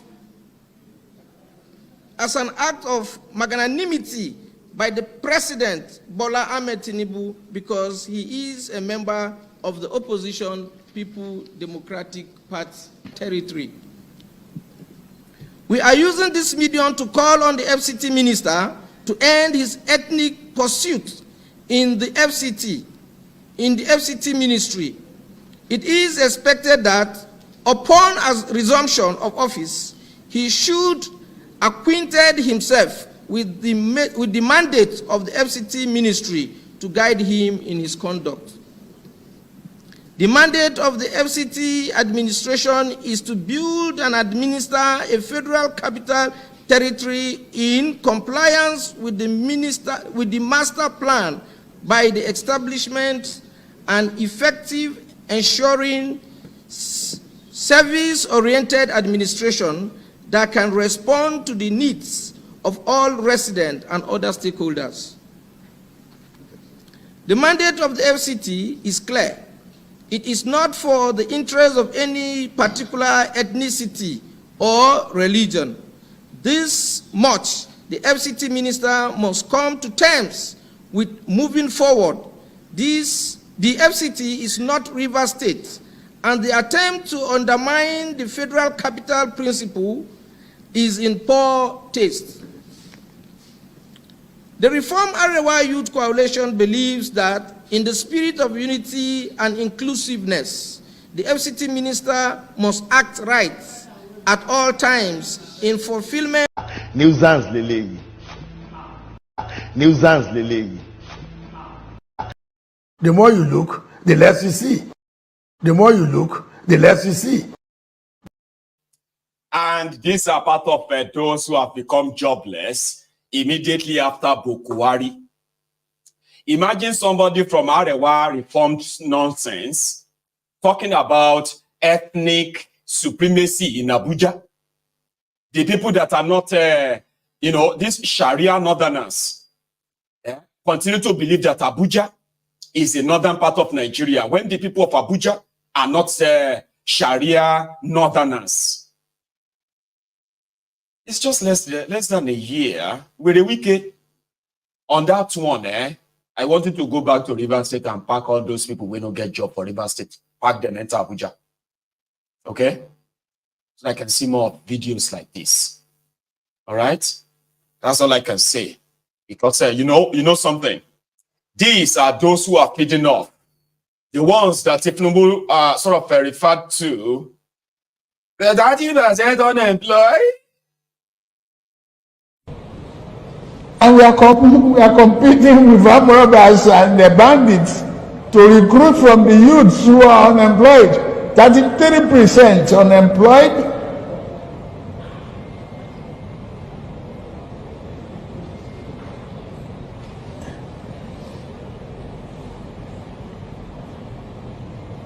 Recruit 50 million youths into the army and the other thing. Take away from their recruitment source. What they will eat? Cassava, agbado, corn in the morning, yam in the afternoon. It's growing here. You create demand and consumption.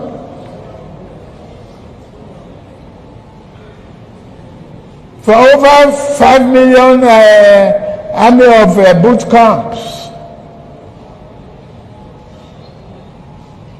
We create our food. That's money for the farmers. That's consumption for the soldiers and skill development.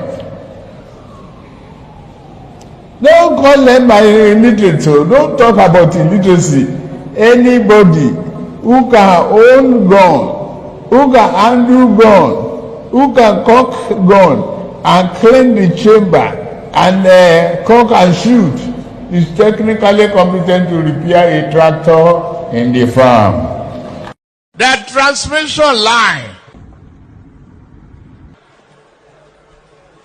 is a super highway.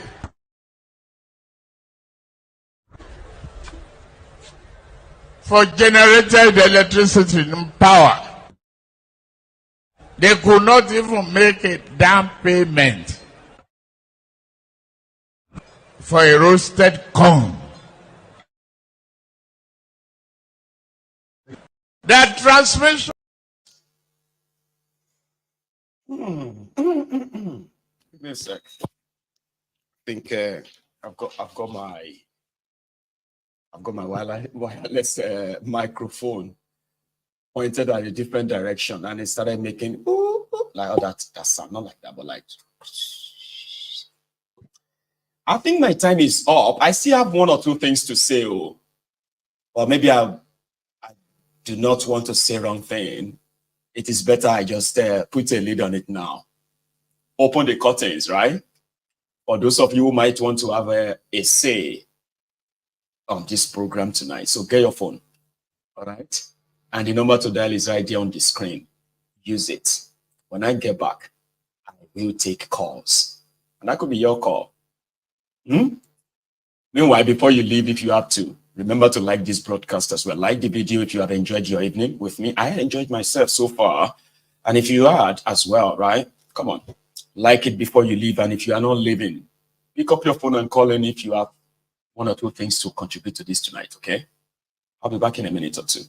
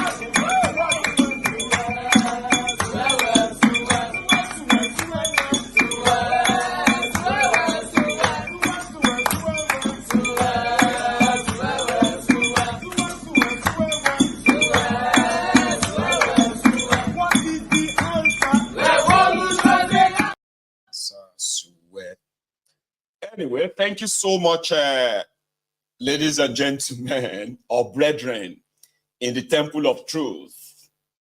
I do have a caller. Let me take it. Okay. Here. Hello there. Hello, Uncle Maiyegun. Hello, sir. How are you, Baba? I'm fine, sir. And you?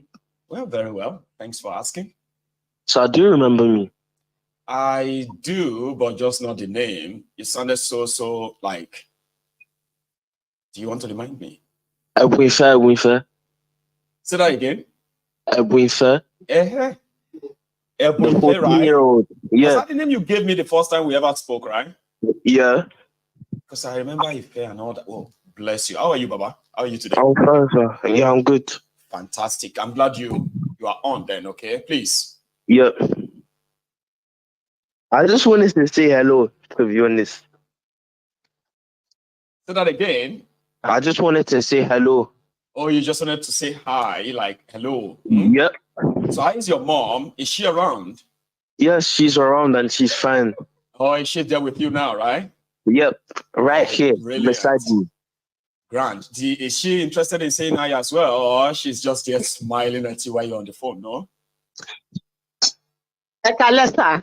Ekalema. Oh, God.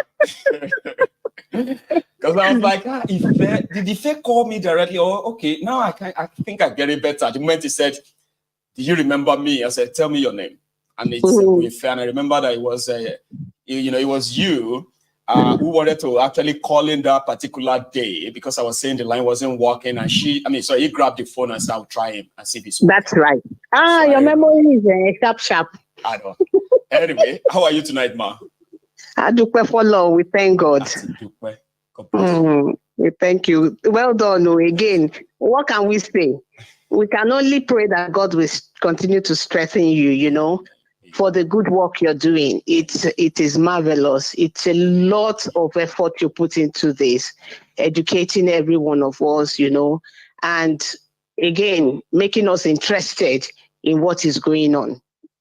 But Allah go tire you because Nigeria matter the tire person. I don't know how you they do them. Well, it's not been easy too, but it's just that sometimes when I remember that I have a lot of people that actually look forward to this, then that's all I needed. That's right. That's right. That's right. But I'm glad that you actually really enjoyed the conversation again tonight, like always. Okay, thank you so much. As always, great work. Thank you too. Yes, ma'am. And then my regards. See me where to Emefiele again. Tell him I said hello. Good night, sir. I'm going to get that same eye next time, bro. Yeah, so of course. Good night. Grand. You have a good one. Okay. Good night. Yes. That is Ife right here in the UK. A very good brother. You see, I am a winner. Every time I remember that young minds like Ife that just spoke, to me just there. When I know, every time I remember that there are young minds like that who have been somehow been introduced to MaiyegunsDiary, Politico, and at the same time introduced to the real development back in Nigeria, their supposed country of their parents' birth. So when I know that young people like that are indeed having time, even if it's just an hour, half an hour, it doesn't matter. The fact that they actually have time to listen to this makes me feel like I'm a winner. I have won. Like I have won in life. This whole thing is not for a waste. Those are the generation that will remember that they got the right information at the right time, at their formative years, when they are trying to understand the world. Somebody helped them to understand it better enough that they could make informed decisions. So that is my own trophy. That is my own award.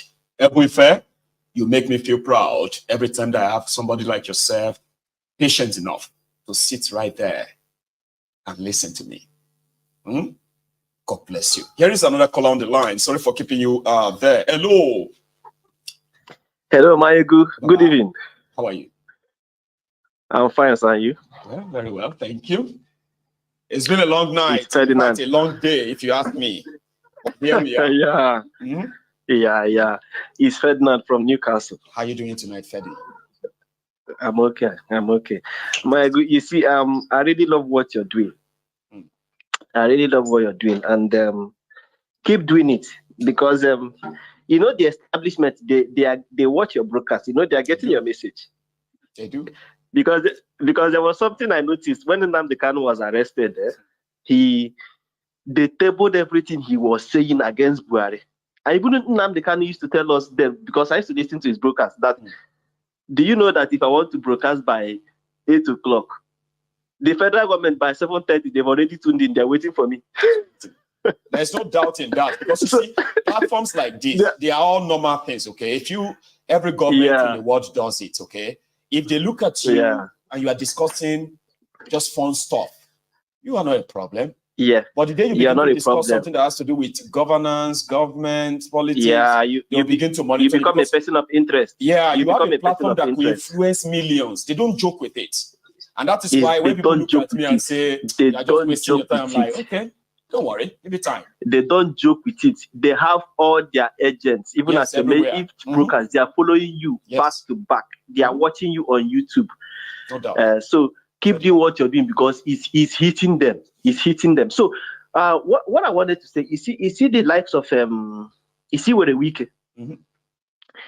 Werewike is example of what a leader should not be. No. He is a typical example of what a leader should not be. I don't have any. I already know that he's going to be, he's going to have problem in Abuja, because I know he will try to run Abuja like Rivers State, and he will have problem with it. I'm not in support of these northern fanatics who think Abuja is a core northern state and want to kind of like shadow Abuja. No, I'm not in support of them. But Wike also, the way he's also running Abuja, let us also be fair, it's not also good. At least Wike has destroyed property. Yeah, I get you. Yes. Yes. But the impunity in the entire system seems to be something that everybody's just waiting to implement, right? It seems so. Yes, like everybody's waiting for their turn to now implement that. Somebody is watching right now. You remember when Jonathan was there and they said everybody in Abuja was dressing with art and Niger Delta this. And that was one of the reasons why they said Jonathan must go. He has to. Okay. They could no longer feel like they are in their area, Abuja, anymore. The Niger Deltas everywhere. Jonathan has to go in 2015. You remember that time now? Yeah. So, and that's why you remember they and when Bokwari came, sorry, Ofedi, right? When Bokwari came, the entire Abuja turned to what? To North again. Even Igbos, they dress like Igbo boys, they dress like Aboki. Like I was, they leave all the like Aboki. You get because of whatever they are pursuing in Abuja. Exactly. So maybe we can carry out the same thing. But Ferdinand, please. That's the reason. Yeah. So now you see why I called was because after the other day you made the broadcast on Airpiece. Yes. I went and watched that interview with Allen Onyema in full with Arise TV. I watched that interview. Maiyegun, it's quite a pity that Nigeria has gotten to this extent. The extent that our hatred, or do I say the hatred towards the Igbos, is quite more institutionalized. Is more than the quest for development. That's right. Do you get what I mean? Like the hatred that towards the Igbos is more than the quest for Nigeria to develop. So let me just explain what I just said now. Yes. Now they are more interested in sustaining their hatred towards the Igbos than how they are interested in developing Nigeria as a government. Exactly. So right. Exactly. So instead of an Igbo man to be the one that will develop Nigeria, Nigeria prefers to remain underdeveloped rather than have an Igbo man develop. So now, when Allen Onyema was saying, he said they fought for 7 years, over 7 years. Yes. That their proposal was done, like his country denied him. I mean, that kind of like puts a question mark on my head. Okay, his country denied him. Among the Nigerians that have been, you see the way all these Western airlines has been making money, milking our system. This is a country that is looking for forex, so a country that is looking for. Look at how the Western airlines has been milking our system. People fly from Nigeria, from UK, from London, any part of the UK to Nigeria for thousands of pounds. Among those people flying, are they only Igbos? Are there no Yoruba people flying there? Are there not people from other parts of Nigeria that are in the UK? So when you stopped Ali Nonyema, when Buhari's government stopped him from getting, they frustrated him. Did other Nigerians not take part in that frustration? Now that APs has entered the market, I checked flight details. The prices have come down. Every other Nigerian that is going to travel home now. Have you heard the latest? No. No. There is another conspiracy against their same AP. So this time around, it's not from Nigeria. It's from those foreign airlines. You know what they are doing now? It's like coordinated. They all crashed all their prices below what Airpeace crashed theirs to. And Airpeace, they've crashed their own price to the most moderate level that actually really meets what they believe is the economic whereabouts of Nigeria right now. Anyone telling them to crash below that again, they will run at loss. And it's like, the guy is on TV now. He's telling everybody that they have started the international conspiracies, right? So which simply means that the airlines, they will get the subsidy elsewhere. They will get it from. They will crash the number so that Airpeace won't be able to. They won't be running on profits. So in the past 6 months, they may have to cancel the route again. This is where normally you will need your country.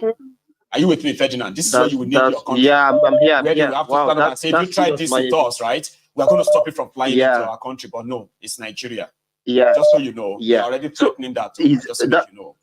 Wow, that's serious. I'll go and look into that. That's very, very serious. But again, it also shows you what we've been missing all this while. Because I traveled to Nigeria last time. I told you. I traveled. I know how much I paid for my flight ticket. I know how much I paid for flight tickets. Now, Ali Nonyema has come into the market with a bullish approach, and they are trying to suppress it. But again, our government is if the establishment can actually forget about this hatred and wickedness, Nigeria would have gone. Maybe we wouldn't even be discussing about. We wouldn't even be discussing about breaking up now. Not this way. Even if we are, it won't be this way. Yeah, that a lot of us can't really wait for it to happen. It will be in a much like a advanced, accommodate, and peaceful way of discussing and saying, break up. We are missing out on so and so. We want to break up. And they will say, why are you breaking up? Why don't you just ask for those things and they give them to you? And you are still part of us. No, we want to break up. Please now, don't break up now. Come on, let's share you guys. It would have been on a different atmosphere entirely. But yeah. And if it was Dangote who wanted to run Airpeace, I promise you, the federal government will not only give him. They will not only give him all the support he needs, they will even give him the money to go and buy more planes. Are you saying you are saying give him money? They will go. They'll give him money to buy more planes and give them to him. Exactly. You know? Exactly. So now, which is why Nnamdi Kanu, there was a question he asked during one of his broadcasts. He said, Scotland, that Scotland you are there, the population of Scotland is about 6 million. Yes, so 5.5 million. Yes. Now, in 2016, Scotland conducted a referendum that because majority of them wanted to leave the UK and become an independent country. Yes. And they were granted a referendum. Just 6 million people. You guys are not up to 6 million, but let me just say 6 million. We're just under 6 million. Yeah, we always use that figure, okay? Because we're actually like 5.4, 5.5. That's the real population of Scotland. But yeah. I get what you mean. Exactly. So now in the south, the Biafrans that want to leave Nigeria, they are over 10 million. More. They are over 10 million people or more, if not more than 20 million people. And these people, you don't deem them necessary to have the right to conduct a referendum to decide if they want to stay in that contraption or not. You're denying them. If they raise issue of referendum, you use your military force against them and see it as if they are trying to form a terrorist organization. I don't understand why. You criminalize the struggle. You criminalize it. It's not part of democracy. See, it's not part of democracy. I know. Whereas in the West here, it is regarded as a right. Yes. Because people have the right to stay on their own and be governed by whatever law they decide. So I don't see why Nigeria should still be functioning where we have a different law in 10 northern states, Sharia law. and that law is not applicable in the South. The law in the South is not applicable in the North. Then what are we doing? We've been deceiving ourselves and lying to ourselves all this while. But I think we all know the reason. Because of the crude oil in the South. Let me go take another one there, Ferdinand, because of our time. All right. Thank you so much. All right, thank you. Before I go, I just want to ask one question. How far the concerning oil in the North? I thought they discovered oil there. Oh, you have no idea. Baba, we know they hear that one again. That there is no oil anymore. Bauchi and Gobe. They know they've stopped it. They actually made an announcement and said, well, you know what? We have discontinued the oil exploration in I swear they said it. But maybe it didn't receive much announcement, like when they said they found oil. All fake. Ferdinand. Wow, thank you very much. You have a good evening, okay? Now, that is a brother there, Ferdinand. You see, somebody said to me, I'm saying this to you, all of you now, so that you can be the judge, okay? So somebody told me and said that they have lost interest in our calling session because people don't follow the timing, and that they saw, I mean, they do see how I struggle to get people to kind of, okay, round up, let's go to another one. When normal, right? People should know that, okay, I've got 5 minutes, okay, I'm going to make sure I use it quickly, right? And then, and they said that because of that, they wish I just take out the calling session. I was like, don't take away the calling session. We just have to let our people know that, please, let's manage the time enough that we can have enough people on, okay?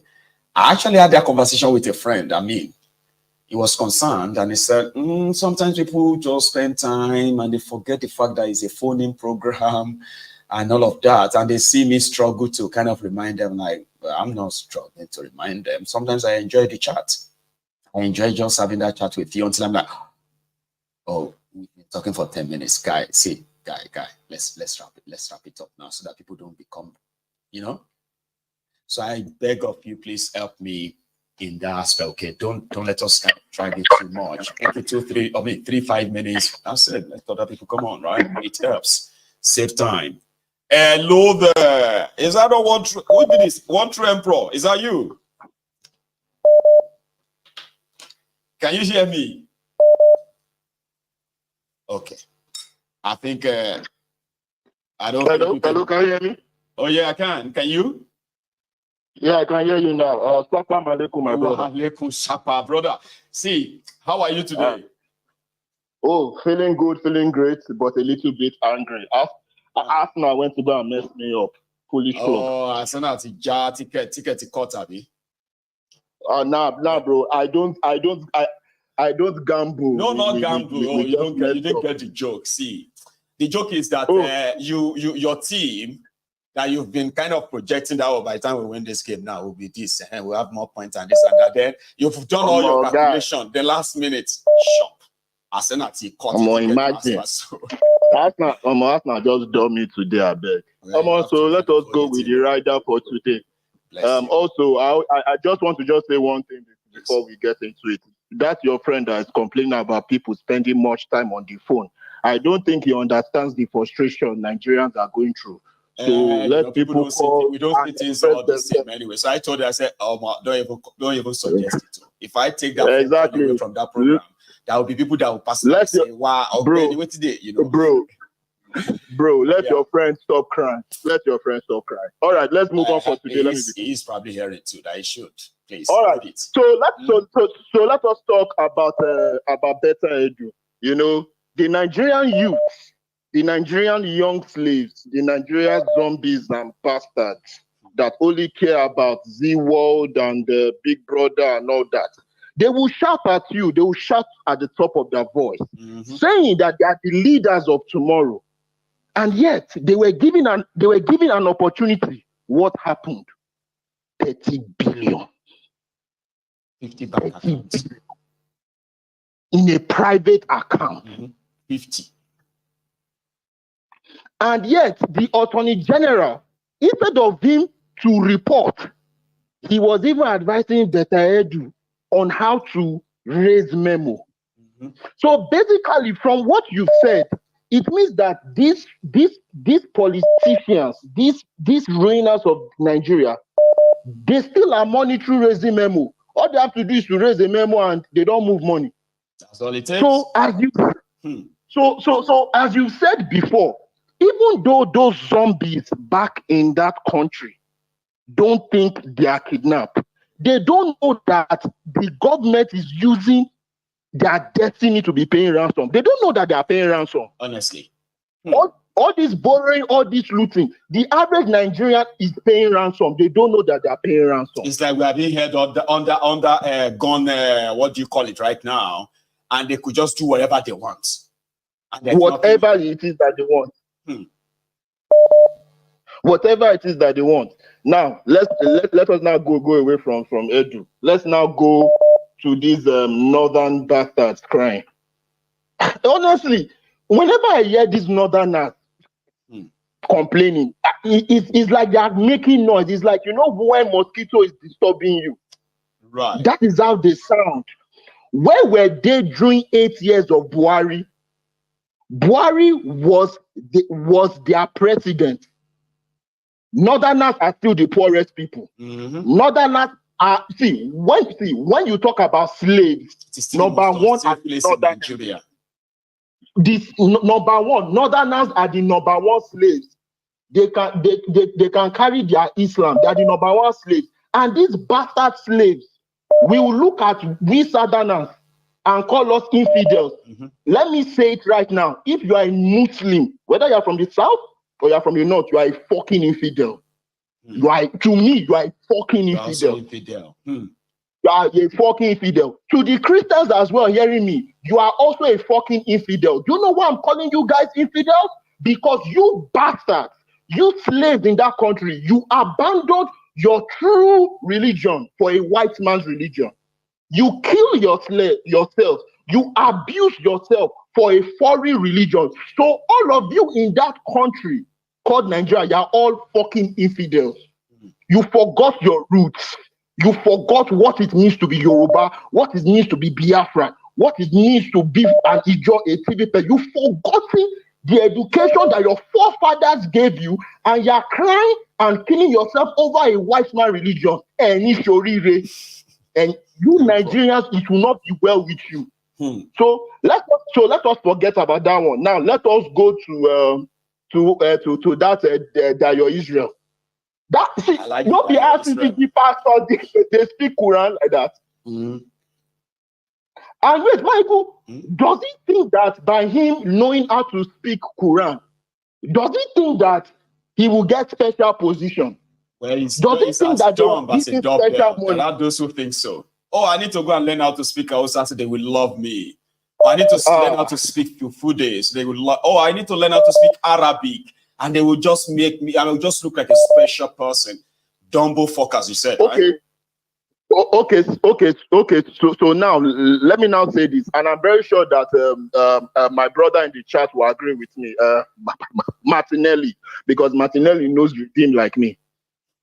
Normally, when a redeem pastor mess up, they're supposed to report him to his area pastor, zonal pastor, regional pastor. The question is, all these foolish redeemers that are watching us, are they going to report that you're Israel? Number one question. Well, they can't. Because what? Because no. Can they? No. You see, this is Nigerians for you. Nigerians are not worried about corruption. They are worried that they are not the ones doing the corruption. Absolutely. They are worried that they are not the ones doing the oppressing. Because if Nigerians don't have that mentality, I promise you that your Israel should have been excommunicated by now. But yet, foolish Nigerians, those bastards, those slaves, they will tell you that there is God. So those bastards will still go to church, that your Israel will still stand on altar and still be preaching to them, and those bastards will sit down and listen to him. And they will clap for him. Nigeria. MaiyegunDiary. You've done your bit, right? Thank you, Baba. All right, just take it easy. So we'll go see. Here we have another caller on the line. I want to believe that. That should be Ahmed. Èmi náà ló ń sọ̀rọ̀. Ahmed ló ń sọ̀rọ̀. Ya kake barka da ya gida. Lafiya kalau. Ya jin daɗi. Bless you. Ya kowa da kowa. Ahmed, it's been a very tense night. I have had it as a mixture of, the presentation of the real issue in a harsh way, as well as in a little bit of, jovial ways. It's been a very steely night. I don't know when you joined. Baba, I just joined. You know me, I always join late most of the time. So I didn't even want to call it. Now this person will come the para and I even make me call it. Say, Baba, Eddie Suru. Honestly, one true emperor. Baby all the time. Baba, no vex you. No vex you. You don't go vex with the people there, about the religion thing, we left our own Yoruba religion, but Yoruba it has its own religion, and we also have our own culture. Yes, we might say we don't practice the religion of the Yoruba, but we still practice our culture. We still know our culture, and we still know our values. Yeah. So just because we're practicing Islam or Christianity, we don't need to bring in all those kind of things. Let's just address the issues, address the people that are using those measures as their own way of being bigots and stuff like that, And I think it will help better. Everybody has their own choice. You have your own choice. You can say whatever you want, but I'm just saying, I mean, it's just a way of understanding. Yeah. Yes, it's just a way of understanding. You get that? So everybody knows what they say, and when they say, you own what you say. Yeah. Exactly. Exactly. And let me touch that religion again. The same people that are shouting Palestine, Israel, all those kind of nonsense now.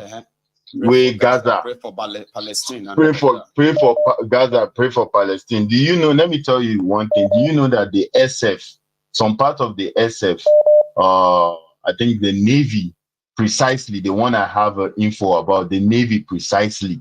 You know that their SF right now is being in Nigeria. Their SF right now in Nigeria, that their special force is being trained by Israel, the same Israel that they are. You see the hypocrisy, Abi? I can see. And inside the government, you will see that most of the generals, they are top generals in Nigeria, they are top people that move things in their military. You see that most of them are from the north. But the same north, they cannot say no. Israel shouldn't come and train our SF. We have other places. Why can't you go for America? Okay, no, America is supporting Israel, but you are bringing the same Israel that are even doing the rubbish. Do you know that the same Israel? That should tell everyone why. Sometimes when you think you are mobilizing, raising awareness, for example, about for this one or the Gaza issue, right? While the people you think should probably be cut off, for example, Israel, okay? You end up seeing that they are actually in diplomatic arrangement with your country, including supplying arms to your country. And you'd be like, okay, how do you cut that off? Maiyegun, let me tell you, there is this weapon that they use in Nigeria. They call it Tavo, a Tavo weapon. It's a 30-round weapon that it just... I don't know how I'll explain that weapon to you, but it's an Israel-made weapon. Yeah, okay. There are weapons in that country that are made from Israel. And you see that most of the people in the Nigerian military are the people from the north that will tell you, Musliminiwa, all this kind of nonsense. But the same Israel that you are today sitting, pray for Gaza, free Palestine. Free Palestine make Palestine they do that fight no be today. I know now. That fight no be today. That fight you don't take, and that fight now so it will continue. We are talking about centuries. Even the been back and forth, so that's why I choose not to actually really delve myself. Even nothing concern. Maybe they do their thing. Even the America that in my own homeland. They are enough for me for the rest. They are enough for the rest of the world to be saying pray for Yoruba. He get one day. But they are not. He get one day for my Instagram. This is where I've been post one of my picture like that with uniform and stuff. So one guy come. They ask me for Hausa, say, Shin Oga da gaske ne abin da ya faru da ake when they supply food for the people for Gaza from air. Where there is, because they ask me that money, Tana Haukani. If they ask me, say, shit, waiting happen, that thing will happen. Say, now, I say, waiting concern me. She, Mujoda, anyway, you can't ask question. Waiting concern me, waiting that the supply. She will say the supply. What does he want to know about the supply? Like, was that from I have a lot. See, I have a lot of them that will come and say, you are in the army in America, but this is happening in as Muslim money. Come, nothing concern down me as I did. Nkote mi fe jelly minwa. Nkota on Gaza and waiting they do now their own business that they do. So today, don't ask me too much about that. Okay, I get a lot to worry about too. Today they carry me, come move me, say I am going for deployment for Israel. I will go. Yes. Because I have already sworn an oath that I will protect, I will defend the United States of America, and I'm doing it, and I'm proud doing it. The same, if you're a Muslim and you think so maybe, I'm not supporting Gaza or anything, Christian stuff like that. All these things that you see, most of them are all their propaganda. It no concern me. Me, I will do my job and I will do it perfectly. I no send you. I be Muslim. I'm a Muslim, but see, I no send you. I no send you. I will do my job the way I want to. So don't play that card with me. Yeah, your professional work and all that, which is yours. Yeah, I will say my language. I'm telling you, don't bring it, but you see, when you talk about professionalism, come. I see some trainees where we say that they post on Facebook. Some people will just comment, the hardest army, Nigerian army. I just laugh. Somebody now said, have you seen the way the US train Kinikon? Somebody they talk, say, you are mad. Have you seen the Marine? They do what? I can't ask, I can't say, which part of the Marine have you trained? I'm just asking, you. No, I've not trained, but I've seen it. Money, you are just mad. You are just a mad human being. How would you talk about something you don't know? What they do in Nigeria, we call it hazing. You're hazing. You're harassing people. You are not training. We train people here in the way where they would see things and they would like, I don't care. I will go for it. I will face it. Just shooting. You know, there are so many things in a soldier that you have to really have to, Shooting shooting guns. Yeah, is actually the last part of being a soldier. There are so many real things that makes you a soldier beyond shooting guns. Maiyegun, when you go for training, they will teach you about the job you're about to join. They will give you history of the job you want to join. They will teach you some things that they do and don'ts in the job. After that, they will now move you to go and learn how to shoot. Yes. And even if you're learning how to shoot, it's not just to carry weapon and start spraying bullets. They will tell you this is when to shoot, this is when not to shoot. This is when to use your weapon and this is when to use your head. But in Nigeria, they will train you, not just to shoot, kill anybody. Yeah. You don't kill anybody. We'll kill you. Say, man, calm down. I remember, I don't know if I told you sometimes, I said, look, here, you don't overkill someone. No. An enemy, not even someone, enemy. If you call him an enemy, you don't overkill. As long as it's not that dangerous again, it doesn't. Yeah, you have no right to come back and pull a trigger. If you do, or pull a 1 year, you pull jail. Yes, they will kick you out of this job and you are gone. But today in Nigeria, they will face it. So you will face civilian, you beat him, you slap. Hey, look, it is something that we have done, and we are now seeing that it doesn't make any sense. Civilians, I say, well done. Look, well done. If all those bloody so, ban listening. If not anybody who did listen, this thing I'm saying is something that we have been in the system before. We have done it, And we now see that, oh, all those things that we did then is just pure madness. Honestly. Nigerian military will teach you pure madness. So, Baba, make we face, if you are doing the job, do the job. More live religion, more live. I don't want to talk too much about it. Full of that. One true emperor is just one crazy guy that is really, really. One true emperor. You get what I mean? Enjoy yourself. For me, I understand the rich. I understand the rich, but I mean. Yeah, I don't like trying to gag somebody who is angry. I want them to. It's okay. I mean, it's just let it out. I mean, but I mean. Yeah, let's just be guided, you know. I'm not trying to be politically correct. No. Politically correct. It's just a suggestion, you know. Yeah, you know. But I mean, because when everybody have their own say, right? Even myself, I always do my best to make sure that, except if I really want to intentionally really provoke a certain set of people, right? I am very mindful of it, because I do have people here who really cherish their faith, and I don't like to take a dig at them when I'm when I want to talk about those who actually bring about shame and all that towards that religion. I always want to separate it. So I hope one emperor will be like that too someday. Jonah. All right. Happy Salah in advance. Same to you, Baba. I just know that this will be probably the 4th year I've been greeting you. I'm gonna. People have been greeting me happy Salah for the past 11 years, and I've never tasted any Salah. This is the 12th year. I did tell you every year. Which kind of thing now, Baba? But still, everybody going to greet me. Happy Salah, happy this, happy that. 12 years without a Salah. No,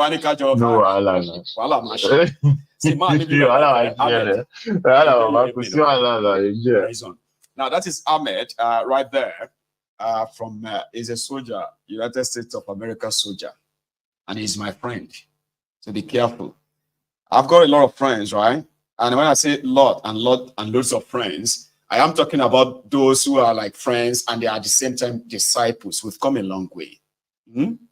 Here is another caller. Hello there. Hello, Maiyegun General. Hello, sir. How are you? Very fine. Great. Maiyegun, I don't know if you can still remember me. Go on, Baba. My name is Billy. I'm from Edo State, resided here in Germany. I mean, fantastic. Did you say Billy? Don't know if you still remember me. Billy. Yeah, Billy. One time in your parliament, Yeah, I'm trying to remember that. Especially when you say you are from Edo and live in Germany. Is it Billy or Dilly? Billy. B-I-L-L-Y. I remember that now.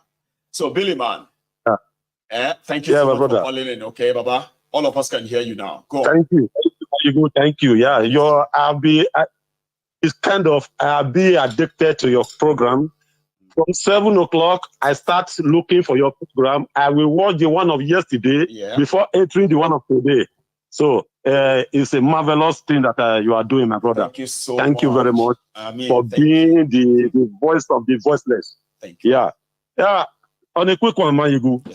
Like this madness that they call democracy, according to Fela Babare, Nicola Kaputi, that is happening in Edo State. I don't think it can happen anywhere in the world apart from Nigeria. Okay? I'm happy a little that they are fighting within themselves. According to this lawyer that said that wrote a book that never died in their war.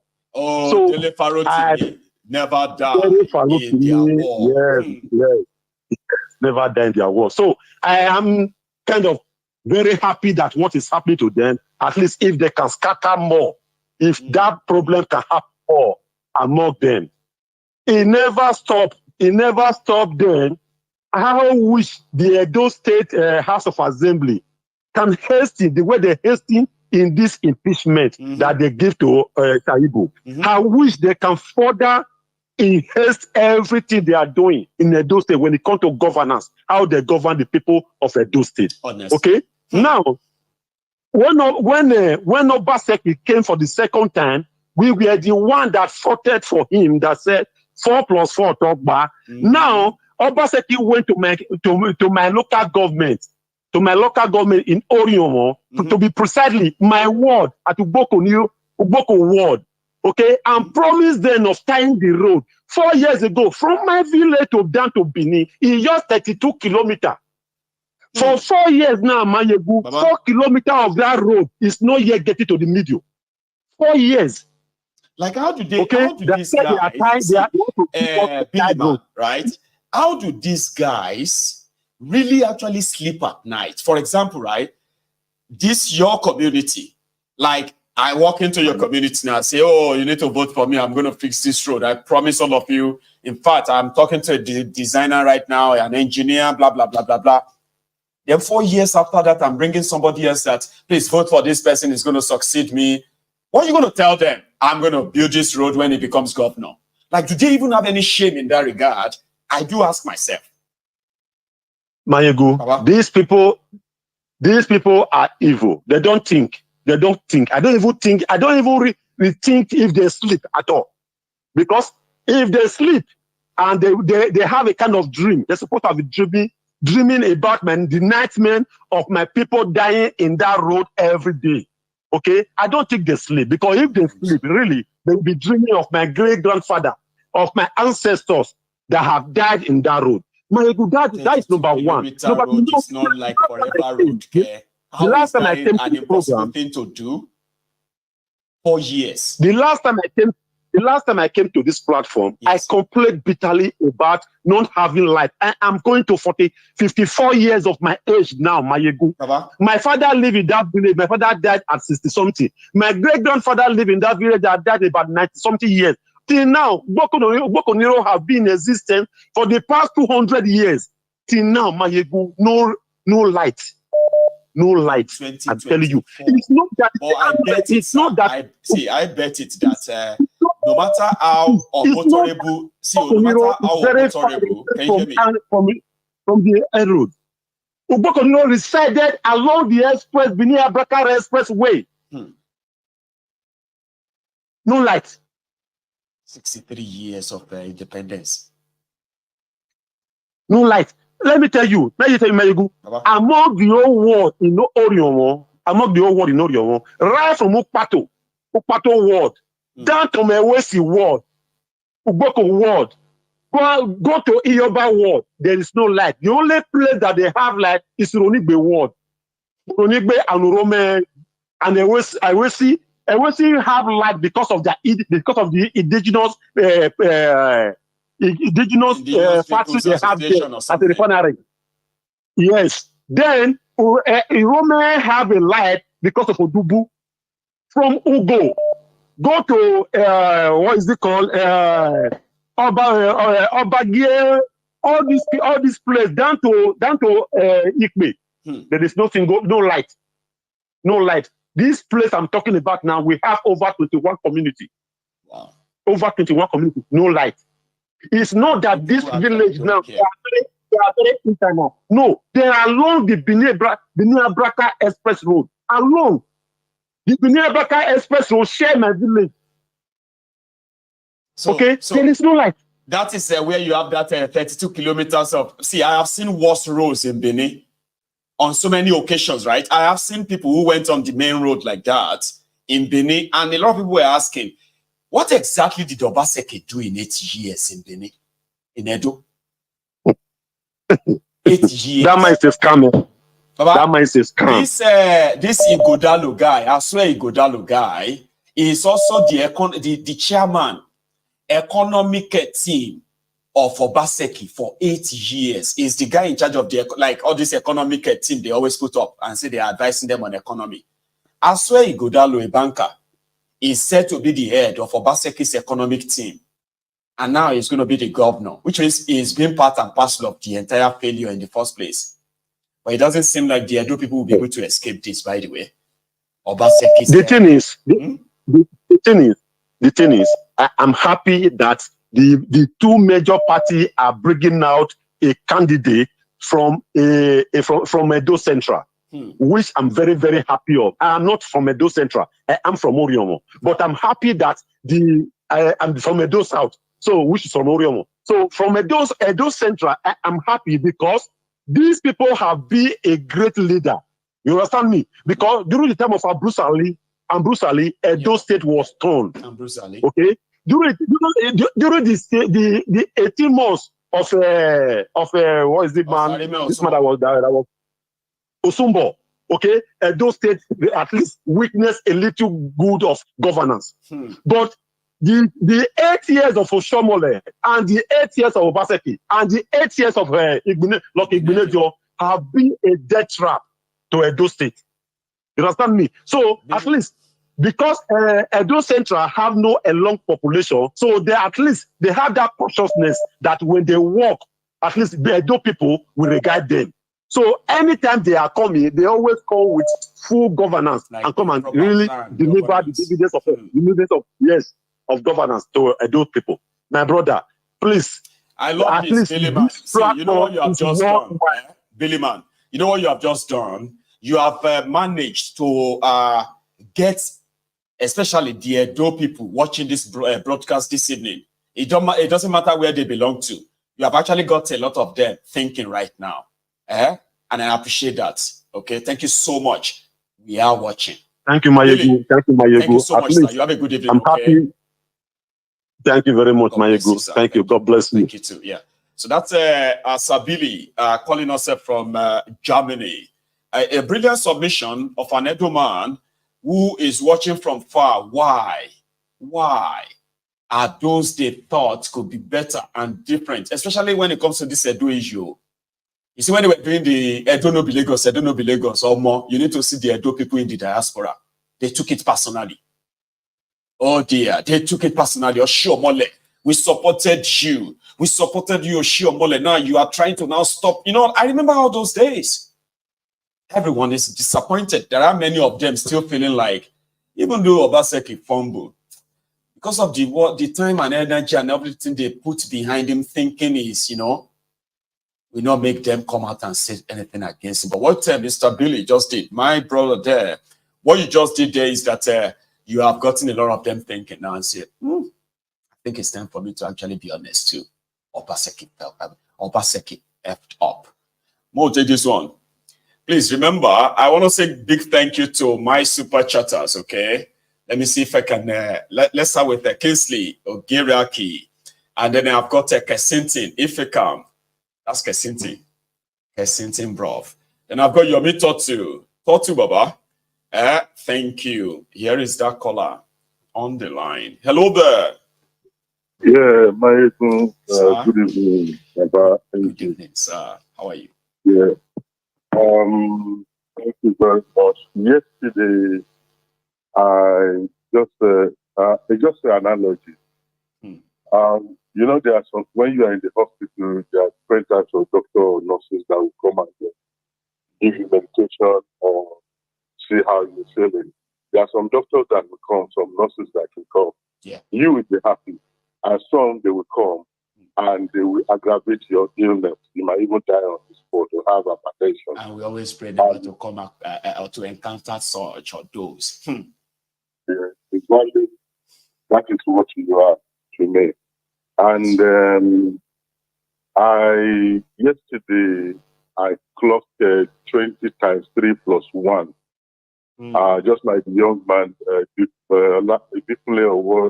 is his name, that mother took the phone from her at the end of the day.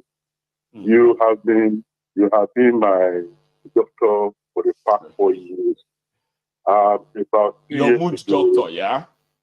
Yeah. Somebody that helps you kind of handle it and manage it enough that at least. Last 2 years ago, when my daughter died, you were there for me. Of cancer of the leg. And then last year, when my wife died of breast cancer, you are there for me. Bless you. So you are my doctor. I see you as doctor of psychology, metaphysics, psychology, and logic doctor. To me and to members of the Temple of Truth. Yes, sir. You are one of the few icons that Nigeria got that they don't know the value of what they have got. you are one of those people that were chased, or one of us that were chased away from Nigeria because we have a lot to give to that country. But they have thrown away the good one, the best in Nigeria. They have thrown them away. Yesterday, I was while celebrating my birthday. Though I was at home, I switched off my phone. So yesterday was your birthday, right? Yeah. I sent you a super chat yesterday. Oh, so I was at what I'm just I was at home thinking, what am I gonna do? I don't want to go party. I don't even want to speak to anybody. I just want to recalibrate my life. Look where I'm coming from, what it is and that. Like a sober reflection, self-evaluation, and just look back and say, well, let's value my life and going forward. I do not want this party. I just want to think. Yeah. So towards the afternoon, I was feeling somehow. I said, what am I gonna do? And I just saw. So I just called my office, and they gave me an overtime. And the reason why I come to the office to have the overtime is just to watch you, to have a time and talk to you. Then you will talk to me. I'm sorry. That's why I just said, let me call Maiyegun yesterday, but it was somehow. So busy. Did I even take on last night? I think I didn't. Somehow I just skipped it. You didn't. So I was expecting you to talk to me. It would have been one special day as well for you if we ended up having to have this chat that we're having now yesterday. Seriously. Well, yeah, better late than never, sir. All right? Seriously, here we are. It to have made my days to be happier. I mean, it would be like say I was taking a bottle of whiskey and happy throughout the day. And that is happy what birthday. Thank you very much. God bless you, sir. I have a lot of people here who are already wishing you happy birthday. Happy birthday to you as well. My name is Aki Olafioye. Aki Olafioye Eke Baba. God bless you. Thank you so much. And once again, happy birthday to you, sir. And thanks so much as well for always being there. You are the type that I believe that once I turn my camera on, they're always going to be at the other end. You are one of them. Okay, and you are one of the reasons why the camera will continue to turn on here. God bless you, sir. Right? Thank you. Yeah, thank you, Maiyegun. I don't want to add or discuss about Nigerian situation, but I just put it aside because you have said a lot, and a lot. So Yoruba used to say a bad year. That's a form of so bad you So if you don't need to be repeating things and over again before you get to the point. And I told you most of the time, like last year when I went home, when I talked to some people just came around. Are you a Maiyegun fan? I said, how do you know? He said you are talking like Maiyegun. I said, well, whatever, but that is the truth. And because it's not hard to tell. You'll be the 10th or so person who have actually told me here that every time they try to sort of have engagement with some people, surprisingly in that audience, somebody's going to be like, are you a Maiyegun listener? You are sounding like, say, yes, MaiyegunsDiary, Politico, say, I'm one of them too. See, we are already connecting ourselves a lot in real life, where things that connect us is about what we share in common. I mean, Temple of Truth. Baba? Thank you very much. God bless you. Thank you very much. You're so welcome. And others, thank you so much. Master Adriano, God bless you. Enjoy the week as you have a brand new year on the horizon, Baba. Thank you so much. God bless you, sir. God bless Stay you. safe, God bless you, members of TOT. Every one of us. God bless you and all your family. God bless Have you, a nice night. Sir, AK there, that's amazing. I wish I was really much active on this birthday. And I know this, so it would have been a different feeling. Truly, it would have been a different feeling. Where you're like, oh, today is my birthday, Maiyegun. And I'm like, oh, it's your birthday. Oh, happy birthday, sir. Long life and prosperity. It actually eats differently. Okay? When somebody has to say, oh, happy birthday to you, exactly on your birthday, or it is coming from somebody you really want to say that to you. Okay. And mostly, right, a lot of us don't really, we do not really see the big deal in all of this. But once in a while, they become big of a deal when the I love you is coming from, you know, some least expected places. It makes it special. I wish I was here yesterday, but I'm not going to beat myself to it, okay? I wanted to feel, sir, I wanted to always feel cool enough that finally we spoke. And I kind of wish you happy birthday myself, not me seeing your comment and sending happy birthday. I said it to you. That was what would have happened yesterday, okay? And genuinely wish you a much, much prosperous, healthy, longer life, sir, for the sake of the humanity. Thank you so much for all of you for being there. Now, let me take another one. Our time is running out. We only have just about 12 minutes to go. I know it can be really annoying for those who have tried and tried and tried to get through, but unfortunately they won't. But don't worry, your time will come. Here is a caller. Hello there. Hey, Maiyegun. Baba. How are you, sir? Good evening to you. How are you? Very well. I managed. No. No, it's not so. This is Richmond. It is Richmond. Richmond from DC. God bless you, Baba. You know why? I think it's because you are still using that Nigerian number under your WhatsApp, right? It got me, yeah, it got me sort of, you know, boxed to a corner in between. Was that Saholu or somebody else? Well, of course, it's somebody else. Okay. Yeah. How are you doing? Yes, I do. Been some time, but I see you on camera every day. Though. I know you do. Thank you so much. Go on, Baba.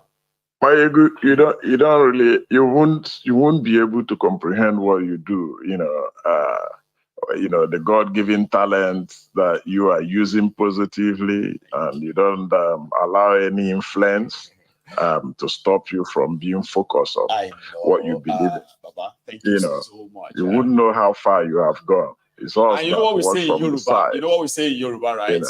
That pray for me that I never find out. So okay. pray for me. Yeah. That I never find out that value you are talking about. You know, when I find out, it's probably when I have lost it. You get that? Gonna get into then you look back, you're like, oh, is that what I bro. lost? Oh, Maiyegun, you don't know what you lost. You don't know yourself. That time you are like this. You are this. Look at you now. You've lost it. So pray for me. All right? I never. No, you don't have to. Since you've not lost it now, you know, that's what we the say. government has an opinion. I don't find out that value. No. People keep telling me, pray for me, I never find out. Because when I find out, let me tell you something. You're not going to find out, you know, since you've not found out till now, because the people that you know, the people you are fighting against has formed an opinion about you. So they're not going to come to you to, you know, try to woo you again because they know they will fail. Yeah, it is. You know what I'm saying? When they have read you as a book, I've not got any value for them, of no use for them, except I'm going to be in trouble. So they avoid me. But you are destroying their territory. Frankly speaking, Richmond, you are doing so much for those kind of words, by the way. Thank you. Maiyegun, one other thing is what you have done, you know, in also changing people's perspective, especially that lady, Charm or something. Oh, Lady Charm. Yeah, use her as a case study, you know. When she came before, she was blah, blah, blah, blah, blah about Nigeria, enthusiasm that things will get better. But these days, when I listen to her talk, I will laugh. I say, oh, my goodness. It doesn't take time. You know, people who misunderstood of that time, Richmond, right? They said we were troublemakers. We were too blunt. Break it up and save lives. Oh, come on. We shouldn't be saying that. Come on. All this break up. It's so scary. People who are scared of the word break up, they are the advocate of it now. And more of them will join. Richmond. It is a matter I of know time. they're doing it. Most of them will not reach you. You know, they will not want to come openly like we take, you know, liberty to come to you sometimes. You know, and people know our voice and all that. You know, but I'm not going to change because I know that that is the only thing that can save my people. It is. when that competition of all these ethnicities starts to come to bear, that everybody's on their own and they are doing their thing, my brother, the entire Africa will change. And unless we do it, nothing will happen. Nothing. And sometimes because when we say this, what I say to people, Sir Richmond, right, is that thank God that some of us could find means around using our words to explain what we see and how we see things. Okay, but in most cases, words alone cannot really express or explain what we are trying to communicate. You get that? So that is why sometimes when you say things, they are good stuffs, but sometimes the way you say them, they come out so wrong. And then they just make you lose the people instead of winning them. So that is why when we manage ourselves to explain it and say, this is what we have seen, this is what we have seen, don't think we are doing this because it's our, what do you call it, it is what we wished for. We are saying that the actions of these guys is going to bring about a counter reaction, an opposite reaction, and it's never going to be in any of us' interest. But to save all of us, and the generation unborn, can we initiate that conversation of break up this contraption and save lives? But they said, no, that's too harsh. Let us pray. Let us come together. We need unity until we discover that the unity beggars are also part of our enemies. Those who want us to live in denial of all of this, Richmond. Maiyegun, there's something I sent to you last, maybe about 10 days now. Right. I sent you a text message. Right. Then maybe you've not seen it. I will try to send it again immediately after this. Immediately I drop now, I will send it again so that you see it. Sometime in 2016, after the 2015 election, some people came to me, that knows that I had a script I wrote in 2012 that no, we should do something and all that about it because they know that Nigeria is going to degenerate into something. I've told you this before that I was working for Buhari, and I left him in 2014 because I know that he has, changed from what I used to know. Anyway, it's a long story, but the issue is this. I went to Fela.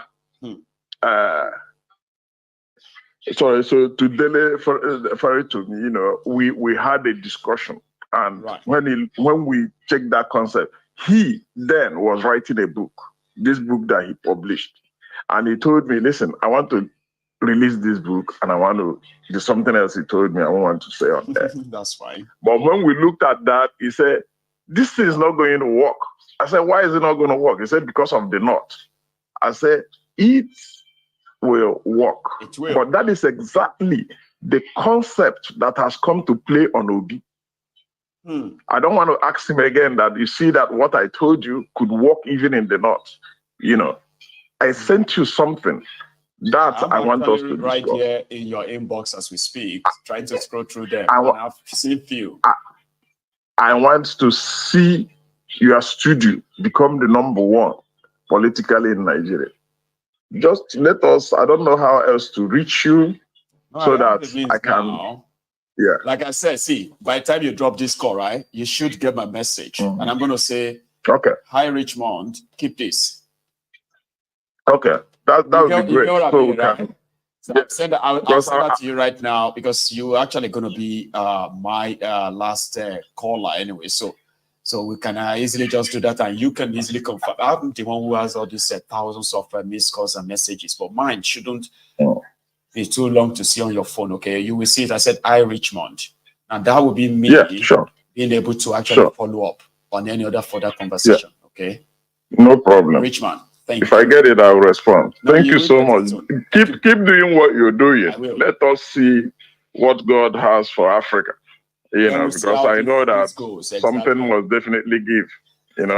We have reached the synthesis of this whole thing. So something must happen. The elasticity is finished. You are right. Let's see what is coming. God bless you, man. Thank you so much. But I'm interested in your studio. I know. Yeah. God bless you, Rich. All okay? Right.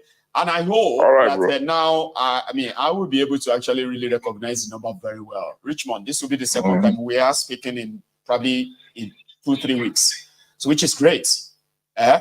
Thank you so much, and you have a wonderful evening yourself. Okay, I will reach you too. Thank you. Now, this is where I'm going to draw the curtains. My time is so far gone. Maybe not far gone, but it's really gone. I've only got about 3 minutes left. And then I want to say thank you to every one of us who, make it a date again tonight. Tomorrow we are reading this. I hope you remember this, okay? Tomorrow we are starting the Why We Struck, the story of the first Nigerian coup. You don't want to miss it. It starts from 12 noon. UK Nigerian time tomorrow, 12 noon. And by max, 1 p.m. 1 p.m. in the afternoon. Thanks for your time. I will see you some other time. All right? Good night.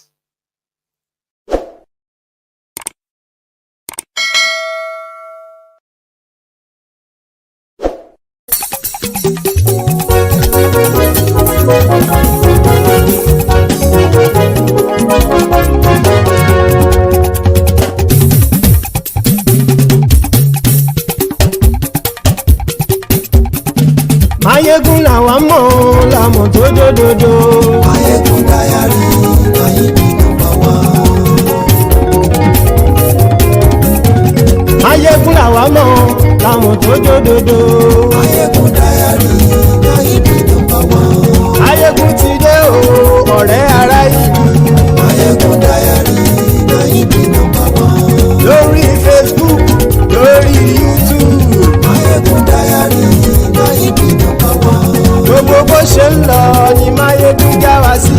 Maiyegun Diary Maiyegun #1. Àṣírí ọ̀jẹ̀lú kì í bò níbẹ̀ o. Maiyegun Diary Maiyegun #1. Bó bá ṣe eré àní Maiyegun máa wí. Maiyegun Diary Maiyegun #1. Ó sì tún ṣe eré wàá gbọ́ níbẹ̀ o. Maiyegun Diary Maiyegun #1.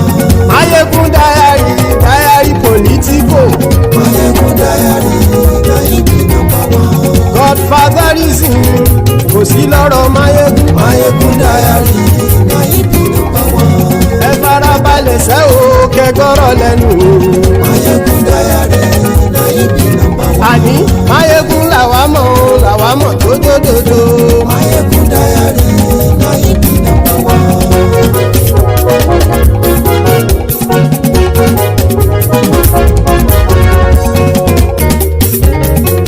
Àní ẹ̀sùn ràkì.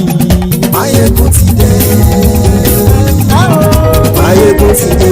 Ọ̀jẹ̀lú ẹ̀sùn ràkì. Maiyegun ti dé. Àní ẹ̀sùn ràkì. Maiyegun ti dé. Lórí Facebook. Maiyegun ti dé.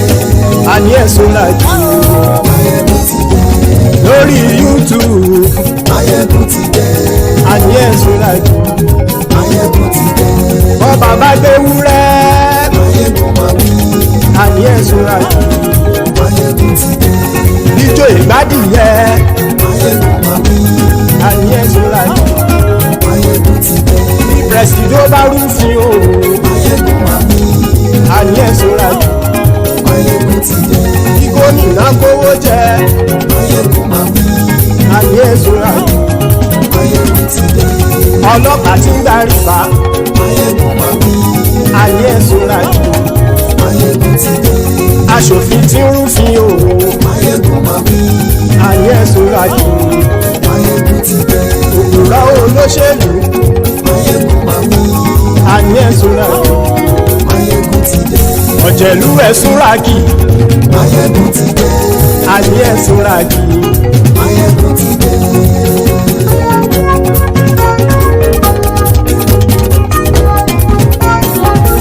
Maiyegun ti dé. Gbogbo ọ̀jẹ̀lú ẹ̀sùn ràkì. Maiyegun ti dé. Gbogbo ọ̀jẹ̀lú ẹ̀sùn ràkì. Ṣùgbọ́n ní bá ti ṣe èyí tó yẹ kí wọ́n ṣe, ọmọ bá dèrò ní fi wọ́n níran o. Maiyegun ti dé. Gbogbo ọ̀jẹ̀lú ẹ̀sùn ràkì. Maiyegun ti dé. bá ti ṣe yìí tó yẹ kí wọ́n ṣe ọmọ bá dẹ́rọ̀ ò ní fi wọ́n níran. wọ́n fowó bẹ́ẹ̀ o Máyégún ó sọ pé wọ́n ò fẹ́ bẹ́ẹ̀. wọ́n fowó bẹ́ẹ̀ Máyégún ó sọ pé wọ́n ò fẹ́ bẹ́ẹ̀. oníkanṣá ti ṣe yìí tó yẹ kí wọ́n ṣe fáwọn ará ìlú tó gbé wọn débẹ̀ o àyè. Máyégún ti dé gbogbo ọ̀jẹ̀lú ẹ̀ súnra kì í. Máyégún ti dé gbogbo ọ̀jẹ̀lú ẹ̀ súnra kì í. ṣùgbọ́n ní bá ti ṣe yìí tó yẹ kí wọ́n ṣe ọmọ bá dẹ́rọ̀ ò ní fi wọ́n níran. kì máa yí ṣe eré ọ̀rọ̀ yìí kì í ṣe ẹ̀fẹ̀. kì máa yí ṣe eré ọ̀rọ̀ yìí kì í ṣe ẹ̀fẹ̀. ẹni bá ti lè lẹ́bọ̀ lẹ́rù o ọmọ bá dèrò kàṣàyè tú wọn síta. Máyégún ti dé gbogbo ọ̀jẹ̀lú ẹ̀ súnra kì í. Máyégún ti dé gbogbo ọ̀jẹ̀lú ẹ̀ súnra kì í. ṣùgbọ́n ní bá ti ṣe yìí tó yẹ kí wọ́n ṣe ọmọ bá dẹ́rọ̀ ò ní fi wọ́n níran. tẹnitẹni ọmọ Máyégún ọ̀rẹ́ ara ìlú mọ̀mọ́ ni mo fọlọ́run ṣọ́ ẹ̀ báàkì lẹ́bù. lóòótọ́ olódodo ìlú ọ̀tá ìlú mọ̀mọ́ ni ìwọ ṣá máa ń ṣọ́ra kò sì mọ́ bẹ̀rù. bọ́tà ń lè rí bóníṣègùn lé káwọn mọ̀mọ́ fi ṣera wọn ni ó ti dẹrùn tí wọn ò gbọ́dọ̀ sè mọ́bẹ̀. èèpo ọ̀bọ̀ lọmọ bá dérò tàjẹ́ ò gbọ́dọ̀ jẹ́ ó ti dọba lórí àbínú ẹni kò sì mọ́ bóyá. àìsíwọ́lu ní ẹnìkẹ́ ìgbódì ẹyin lápàrà ó kó ẹni tó bá dán wò á kàmù. Máyégún ti dé gbogbo ọ̀jẹ̀lú ẹ̀ túnra kì. Máyégún ti dé gbogbo ọ̀jẹ̀lú ẹ̀ túnra kì o. ẹni bá ti ṣe yìí tó yẹ kí wọ́n ṣe ọmọ bá dèrò òní fi wọ́n níran o. Máyégún ti dé gbogbo ọ̀jẹ̀lú ẹ̀ súnra kì í. Máyégún ti dé gbogbo ọ̀jẹ̀lú ẹ̀ súnra kì í. ṣùgbọ́n ní bá ti ṣe yìí tó yẹ kí wọ́n ṣe ọmọ bá dẹ́rọ̀ ò ní fi wọ́n níran.